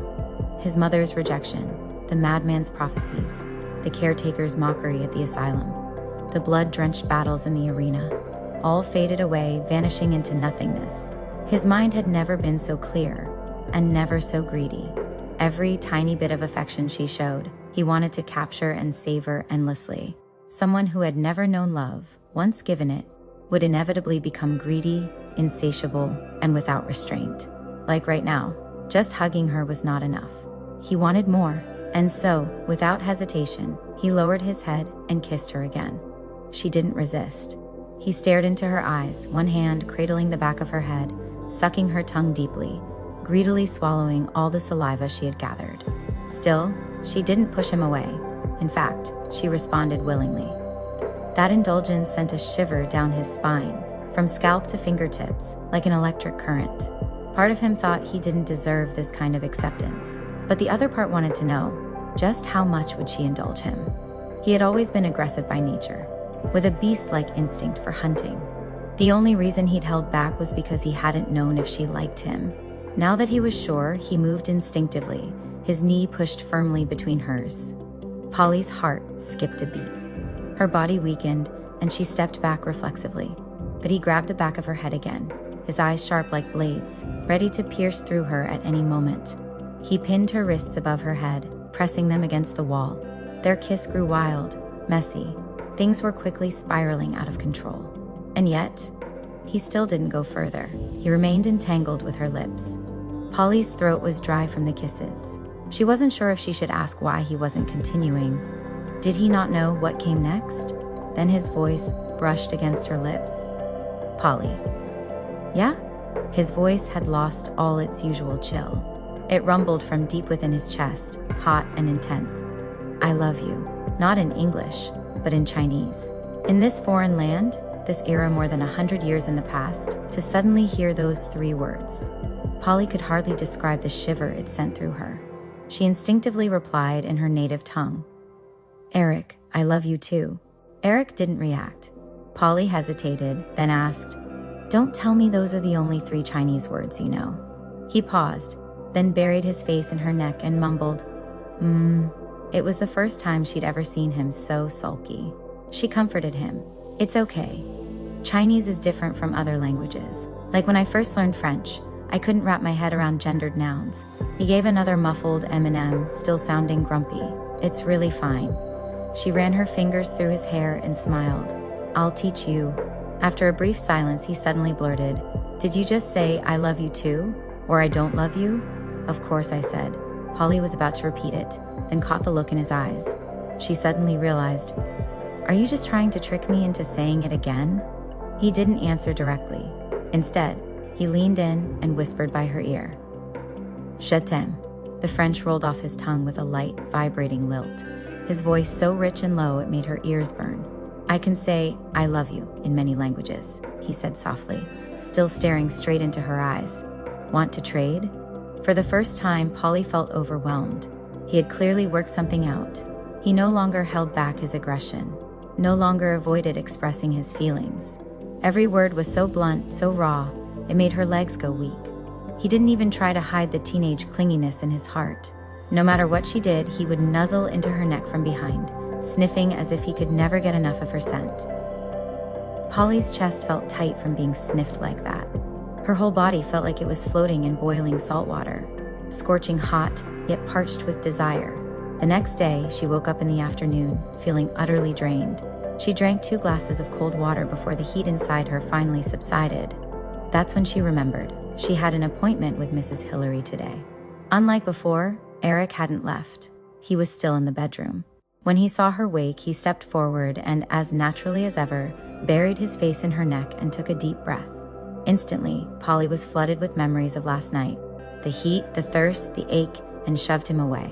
He had never brought up going further, and Polly didn't want to be the one to bring it up either. She was afraid he might overthink it, think she was suggesting intimacy before marriage just because she was from a more modern era. If they couldn't move forward for now, then at least keep your distance. Polly downed another glass of cold water and went to wash up. When she came out, dressed in a traveling skirt, Erik was already wearing a long black coat that reached his knees and was slipping on black leather gloves.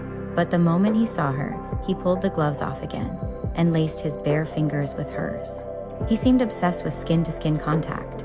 Every time they held hands, he would unconsciously caress her palm. Polly's heart trembled. It was like he was stroking her heart directly. Once they stepped outside, the cool wind finally quelled the heat left over from the night before.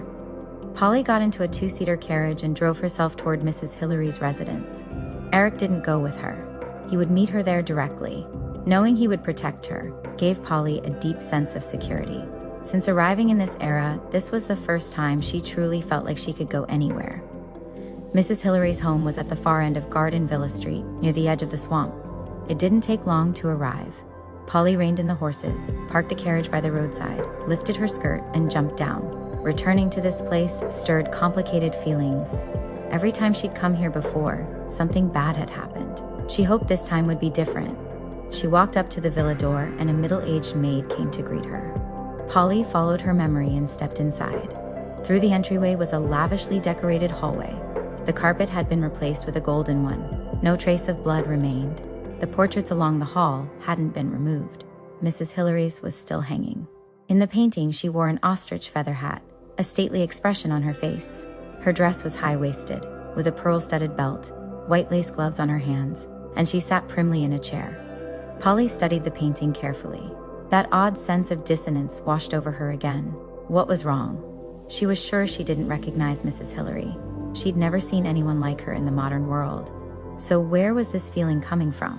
After half a minute, Polly's heart jolted. A chill surged from her feet to the top of her head. She finally realized what was wrong. Mrs. Hillary's jewelry and outfit were all classic 19th century style. But, on top of her white lace gloves, she wore a smartwatch. Because the band was a silver chain and the face a blank black screen, Polly had overlooked it before. But now, looking closely, the truth was unmistakable. If Mrs. Hillary were also a transmigrator, she wouldn't be so reckless as to wear a smartwatch so openly. This was likely a keepsake from another transmigrator who had given it to her. Polly instantly thought of what Madame Merlin had once said. "I told my mistress many times Boyd was no good, but she refused to believe spirit talking was fake. Because my mistress has seen a real ghost. That little tramp wronged me. I treated her like my own daughter, and what did she do? Took the golden jewelry, ran off with some hussy, and left me all alone in this house." And the very first time Polly met Madame Merlin, she called her a little tramp, but Polly didn't think her manner or speech fit that label at all. Could it be that Merlin called her that because Polly's mannerisms were so similar to the girl who took Hillary away? The more she thought about it, the more it made sense. Most importantly, Polly and Madame Merlin had no conflict of interest. If Merlin had only been annoyed, she could have just kicked Polly out. There was no need to risk arrest by locking her in the cellar. Clearly, she had projected her resentment toward the other girl onto Polly. After all this time, the mystery was finally solved. But Polly didn't feel as relieved as she'd imagined. She realized she might not want to go back anymore. Here, she had a career, friends, and a lover who saw her as his entire world. Back home, she'd go back to being a dispensable daughter, back to having nothing. Her days would return to games, horror movies, and scripts. She never thought she'd find a sense of belonging in a world over 100 years in the past. And yet, here she was. She took a deep breath, about to turn and leave, when a gentle, husky woman's voice spoke behind her.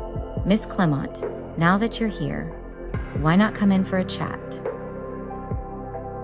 Polly turned her head. At the far end of the hallway stood a woman with refined features. Her face bore a resemblance to the portrait, though she appeared younger, more striking, and more world-weary. Polly ventured cautiously. "Mrs. Hillary? Call me Diana," the woman replied with a smile. "I was never married." Polly noticed that Diana wore an oddly styled dress. Its hemline stopped at the knees, revealing a pair of pants and shoes underneath. Even this compromise was considered quite improper in this era. She followed Diana into the parlor. Diana invited her to sit on the sofa, then walked to the fireplace and knelt to add coal to the flames. Though she appeared to be a wealthy lady, her movements were skilled. Clearly, she had lived alone for quite some time. Noticing Polly's gaze, Diana tilted her head slightly, her expression tinged with pride. "You must think I'm poor. Can't even afford servants." "No," Polly shook her head. "I think you're unique." Diana was quiet for a moment, then patted the coal dust off her hands and sat down. "Do you know why I invited you here?" "I used to think you wanted to avenge Madame Merlin," Polly said hesitantly. "But now I'm not so sure." "Merlin was a good nursemaid," Diana said, "but far too conservative. She never accepted that Jane and I were together." Polly was curious about this Jane, but chose not to pry and simply smiled. Diana, however, offered the explanation unprompted. She handed Polly a notebook. "You must be wondering how I know about you. Merlin wrote about you in her journal." Polly stiffened slightly and took the notebook. Flipping through it, she immediately recognized Madame Merlin's handwriting. Childish and rigid, like someone just learning to write. Strictly speaking, it wasn't a diary. There were no dates. Some pages were full of rants about Diana. Others were brief notes on daily expenses. Polly flipped straight to the last few pages. "This little brat is just like Jay every time I see her. I feel annoyed, annoyed, annoyed." She came again asking about Dee, so annoying. "Treaky and Boyd are dead. Business is tough. Thorn got returned. I'm so mad I could kill someone. I really want to kill that nosy little brat. This isn't my fault. I never deal with healthy people. I would never harm them. Blame that girl for being like Jay, same accent. I hate Jay. She took my treasure, my money. If it weren't for Jay, I wouldn't be doing business with the devil. It's all Jay's fault. They all deserve to die." The final page was Merlin's deranged scrawl. "Diana, my darling, I know you'll see this. You've searched for Jay for so long, visited so many mediums, but guess what? Found her first. That girl Clement is definitely connected to Jay. I bet she even knows you're Jay, but you'll never see her again." Polly had been right. Merlin locked her in the cellar out of misdirected hatred to punish Diana. But who was this Jane really? Another transmigrator or just a wildly unconventional woman? If Jane was a transmigrator, then was she dead? Or had she returned to the modern world? Polly's expression remained calm, but her fingers trembled slightly. A month ago, had she met Diana, she would have immediately asked where Jane was. But now, she hesitated. She didn't dare. She remembered the panic when she first arrived in this world. The helplessness, the fear of being unable to protect herself, the constant calculating just to survive. Even now, she had to stay sharp at all times, just to live like a man might. If she returned to her own time, life would be more convenient. Society would criticize women less, but the judgment wouldn't disappear entirely. In the 19th century, if a woman went out alone and got mugged, people would say it was her fault for being out late without a man to accompany her. And in the 21st century, maybe no one would shame her directly, but they'd spread her photos behind her back, speculate about her nightlife, and gossip endlessly. 2 centuries apart, the gap seemed vast, and yet somehow so small. The fire in the hearth burned hot. The parlor grew stuffy. Though Polly sat closest to the flames, she started to shiver, wave after wave of cold. Her heart felt like it had dropped from a great height, a weightless, sickening plummet. She remembered her childhood, when other kids couldn't wait for school to end. She wished she could stay at school forever. Home was always empty. She had learned early on to wear headphones and escape into music, pretending she lived in another world. Now, here she was, truly in another world. And it might be time to go back.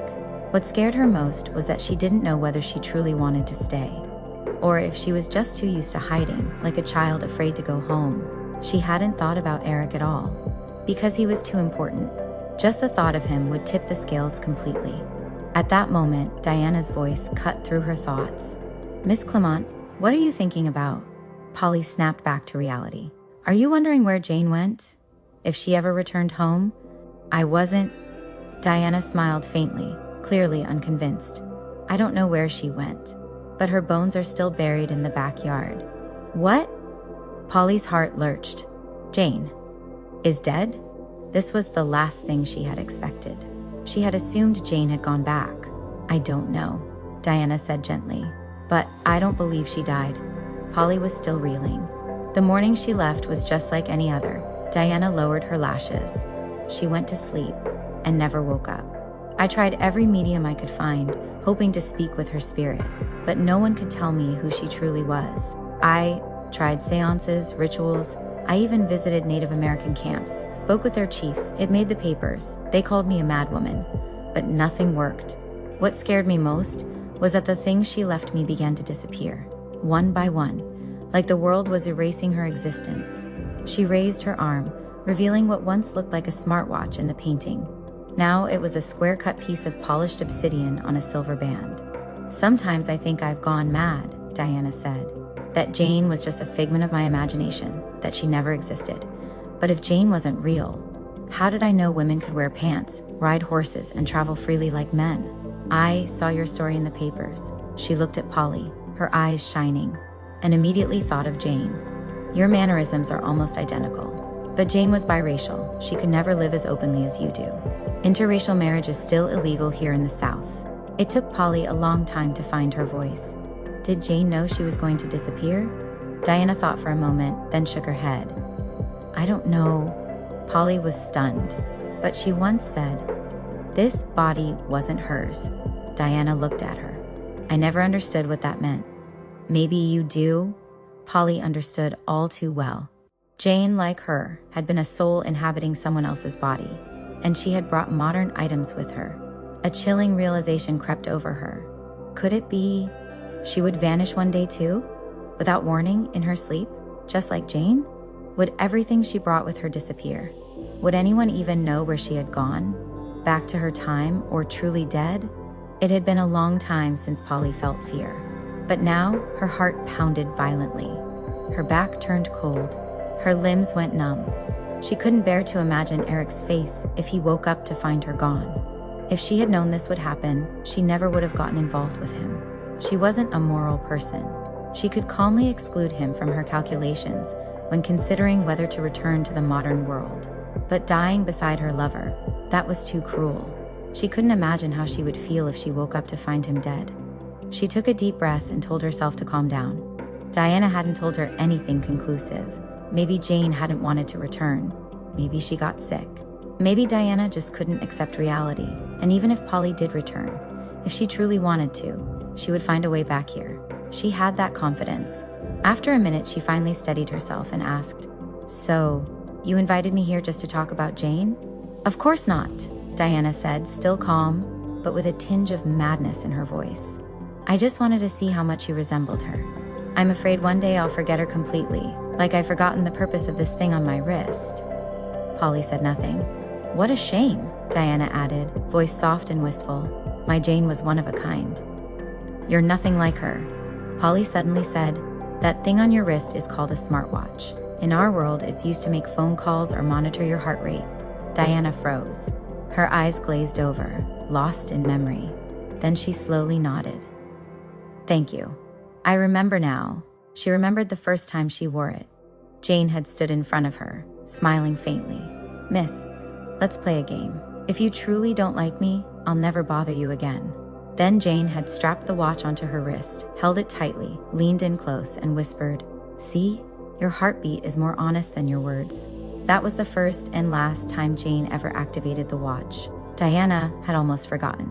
Jane had brought her freedom and locked her in a cage. When Polly turned to leave the parlor, she heard a muffled sob behind her.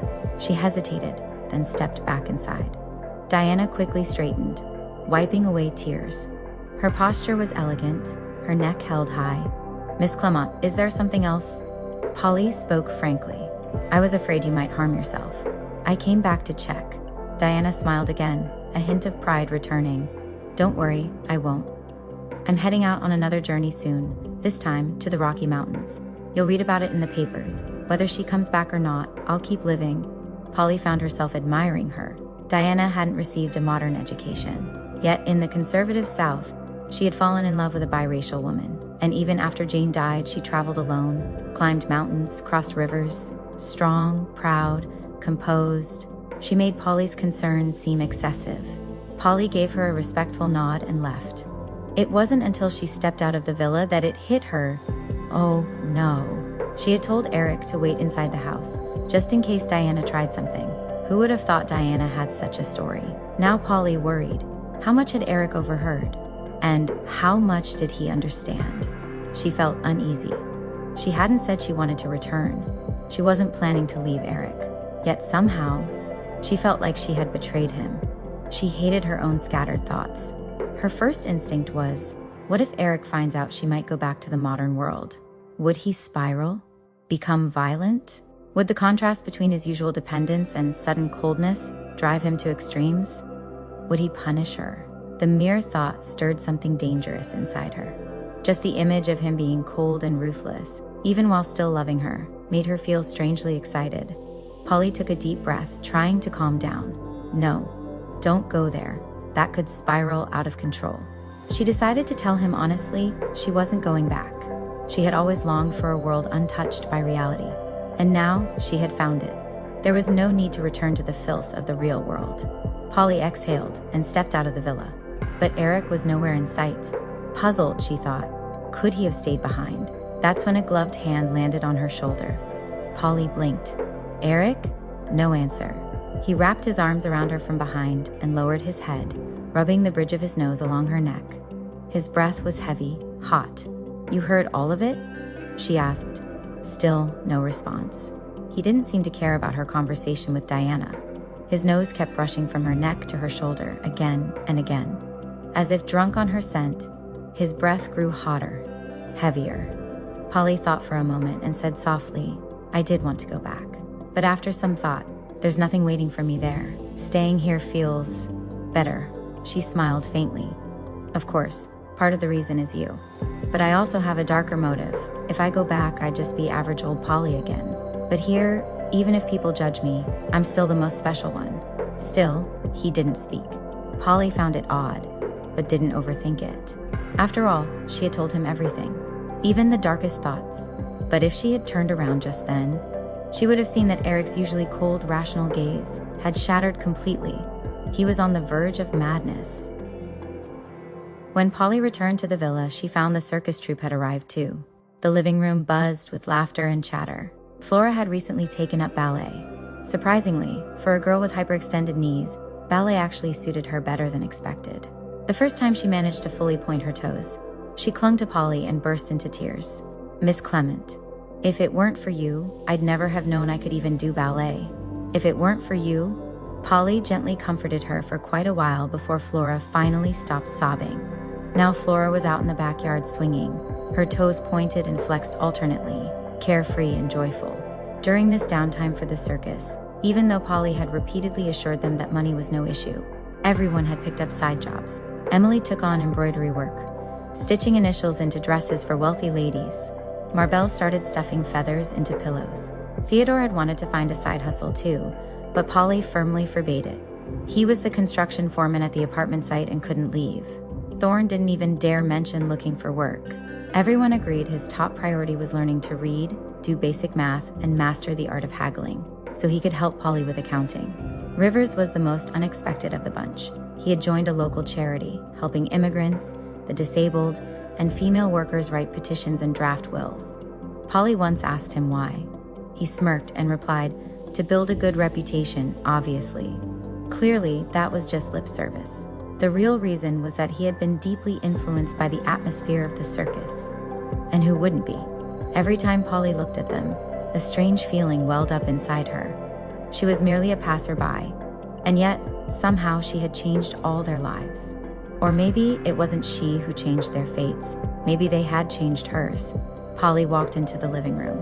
Theodore immediately stepped up to report the latest progress on the apartment renovations. Rivers also leaned in. "This is a draft," Bob wrote. "Please have a look." Polly took the paper, but before she could even read a word, Flora darted in and began demonstrating a new ballet pose. "Miss Clement, look. This is an arabesque." All right. Thorne shoved her aside. "Even the dogs on the street know you can do that whatever-esque. You've been learning for ages and still only have 2 poses. When will you dance a full routine for everyone?" "What do you know?" Flora shot back. "How can you dance without learning the poses first? Did you even finish your math problems, or are you just here to make noise?" "I did finish them." Thorne's face turned red. "I was just about to show Miss Clement." Polly looked over his worksheet and was surprised to find it perfect. Every answer correct. She couldn't help but praise him a little, which immediately reignited the squabble between Flora and Thorne. Their bickering was relentless, and Marbelle had to drag them off to the side. Polly noticed Marbelle rubbing her eyes repeatedly and sighed. "You and Emily just can't sit still, huh? I told you, you really don't have to." Marbelle cut her off. "Miss Clement, I know you mean well. You don't want us to suffer. But have you ever thought you can't support us forever?" Polly wanted to say, "I can." But the words caught in her throat and wouldn't come out. Marbelle didn't seem to notice her hesitation and smiled as she continued. "Compared to other working women, Emily and I are already so lucky. Some of them don't even have gas lamps at home and have to sew by candlelight. But look at us. Gas lamps, electric lights. We can see the fine hairs on our fingers." Polly could only swallow her argument and tell Theodore to keep an eye on them. They were allowed to work no more than 6 hours a day. If they exceeded that, he was to confiscate their tools. Rivers chuckled. "A boss who limits her workers to 6 hours a day? I've seen it all now. Bob should write this down and publish it." Polly rolled her eyes. "They're not even working for me. Wait until you all start working under me. You'll find out how hard I can squeeze you." The living room burst into laughter, but everyone there knew, deep down, that they'd never meet a better boss than Miss Clement. Just then, Mrs. Freeman called everyone in for dinner. Polly suddenly realized Erik was nowhere to be seen. "You all go ahead," she said. "Don't wait for me. I need to take care of something." No one questioned her. The sound of conversation and clinking utensils quickly drifted in from the dining room. Polly walked upstairs. Erik was nowhere to be found. She pushed open the bedroom door, but before she could step inside, a strip of black silk dropped in front of her. She froze. Before she could react, a hand clamped down on her jaw, and the black silk was tied firmly over her eyes. Darkness swallowed her vision. All her other senses heightened. She could feel Erik's breath. Hot, dry, and dangerous. It might have been her imagination, but his presence tonight felt more aggressive than ever, like a predator closing in from all sides. Is he finally making a move? She wondered. Then his cold, low voice growled in her ear. Every time you talk to them, I want to kill them. Polly froze. She hadn't expected that to be the first thing he said. Them? Marbell, Emily, Flora, Thorne, Theodore, Freeman, Rivers. Polly's scalp tingled. He had listed every single person close to her, her entire circle, by name. And the order wasn't random. It was ranked by how close she was to them. Marbell was indeed her dearest, followed by Emily, Flora, and Thorne. How long had he been watching her? And when did he start having murderous thoughts toward all of them? Erik didn't answer her thoughts directly. You know why I haven't killed them? Polly blinked. How could I possibly know? She didn't even know why he wanted to kill them. She tried to reason it out. Is it because I'm too close to them? Or do you feel like they're taking my attention away from you? But before she could finish, Erik drew a dagger. Its blade pressed against her back, slicing open her dress inch by inch. Goosebumps erupted across her skin, not just from the knife's chill and the looming threat of being cut, but also from the draft he stirred as he moved. The chill didn't last long. Erik lit the fireplace. She felt him move to stand in front of her. The cool air caressed her cheeks. Polly had always been bold, but under his intense, exposed gaze, even she flushed. Even though the dress had been sliced open, it hadn't completely fallen off. It still clung to her like petals half unfurled. All of the above, he finally said. The very first night you brought them back, I wanted to kill them. His jealousy, so unfiltered, so brutal, somehow became its own kind of aphrodisiac. Polly blinked, heart skipping a beat. So, you liked me that early? He ignored her question. I even planned out how to kill them. Polly went cold. The velvet dress was minimal in design. No hoops, just a slim belt. He tore it off with ease. Was he like this because of what Diana had said? Tonight, he was dangerously intense. I don't think I've ever told you about my past, he said with a low laugh. Might as well tell you now. I once served the king of Persia. Without sight, her sense of touch magnified. She felt the blade hovering over her skin, sliding slowly downward. Every hair on her body stood on end. Her mind flashed to how he once skinned a rabbit. One slice, two hands pulling in opposite directions, the pelt ripped clean away, revealing crimson flesh underneath. Back then, he murmured against her ear, my job was to kill for the king. Polly, my true talent isn't magic or music or architecture. It's killing. Polly nearly lost it. Where had he learned to do this? Telling terrifying stories while simultaneously tormenting her body. She already knew he had freakishly perfect proportions. His hands were long, elegant, agile to an unnatural degree. She remembered he could stretch his thumb and pinky wide enough to span 13 keys on a piano. With hands like that, he could snap someone's spine, leap across a grand piano, or completely dismantle her sanity. Why are you telling me all this? Erik didn't respond. The next moment, Polly forgot the question entirely. Everything that followed went beyond anything she'd ever experienced. Erik, on the other hand, was terrifyingly calm, like he had rehearsed this moment for years. Polly had the surreal sense that he wasn't participating. He was observing, watching her be blindfolded, her hair gripped, her body submerged in a crashing tide. And as that storm raged, he kept narrating, describing how he used ropes to decapitate prisoners, how he designed and built torture chambers, how he once drove a man insane before a live audience.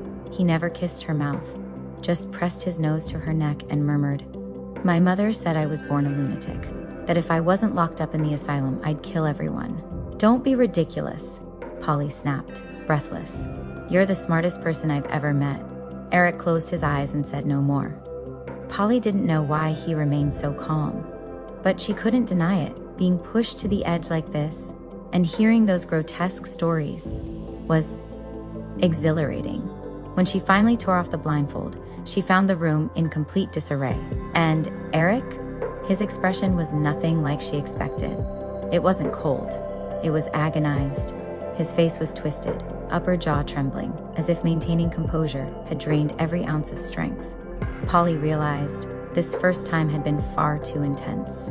She instinctively wrapped her arms around his waist and teased with a smile, all right, I'll take responsibility for you. He said nothing, just stared at her with an expression she didn't understand. She had no idea what was brewing inside him, because she had never fallen from heaven to hell the way he had. He thought he had finally found meaning in life. He thought this love would save him, but it was all a cruel joke. When she returned to her time, she could easily find another lover, someone whole, someone normal, someone who wasn't hideous, broken, and soaked in blood. He had always been proud of his mind. His extraordinary intelligence was both a curse and a rare gift. But now, for the first time, he realized his genius meant nothing. It couldn't bridge 100 years of time. She had no reason to stay. Even if she stayed with him now, she might one day disappear without a trace, just like Jane. He was a selfish, cold-blooded monster. And if she insisted on leaving, then he would ensure she remembered him forever. With blood. Even if she returned to the modern world. Even if she slept with other men. As long as she remembered this night, soaked in blood, driven to madness, she would remember him. The way he loved her. Desperate, mad, terrifying. He was that selfish, that despicable. He would claim her emotions before death could. Polly never expected it. Erik grabbed a knife, expression cold, and without hesitation, stabbed toward his own chest. She froze. Her blood turned to ice. She lunged forward and grabbed the blade. "What the hell are you doing?" He looked at her with the wildest eyes she had ever seen. "I want you to remember me, forever." There was no doubt he was insane. But was she so sane herself? He had gone this far, and her second reaction, after the initial shock, wasn't fear. It was awe. She was never the type to self-destruct. Even after transmigrating to the 19th century and facing danger at every turn, she had never once considered giving up. But he had orchestrated this entire act of self-destruction, leading her step by step into despair, drowning her in intensity. And then, just as she was about to come up for air, he stabbed himself. Just so she'd never forget him. This kind of love, terrifying yet unforgettable. Once was enough. If he tried that again, she wasn't sure her hands would survive it. Polly took a deep breath and kicked him hard. "Get down and bandage me. Now." If you like this video, don't forget to like, comment, and subscribe to Nuevi Story. Thanks for listening.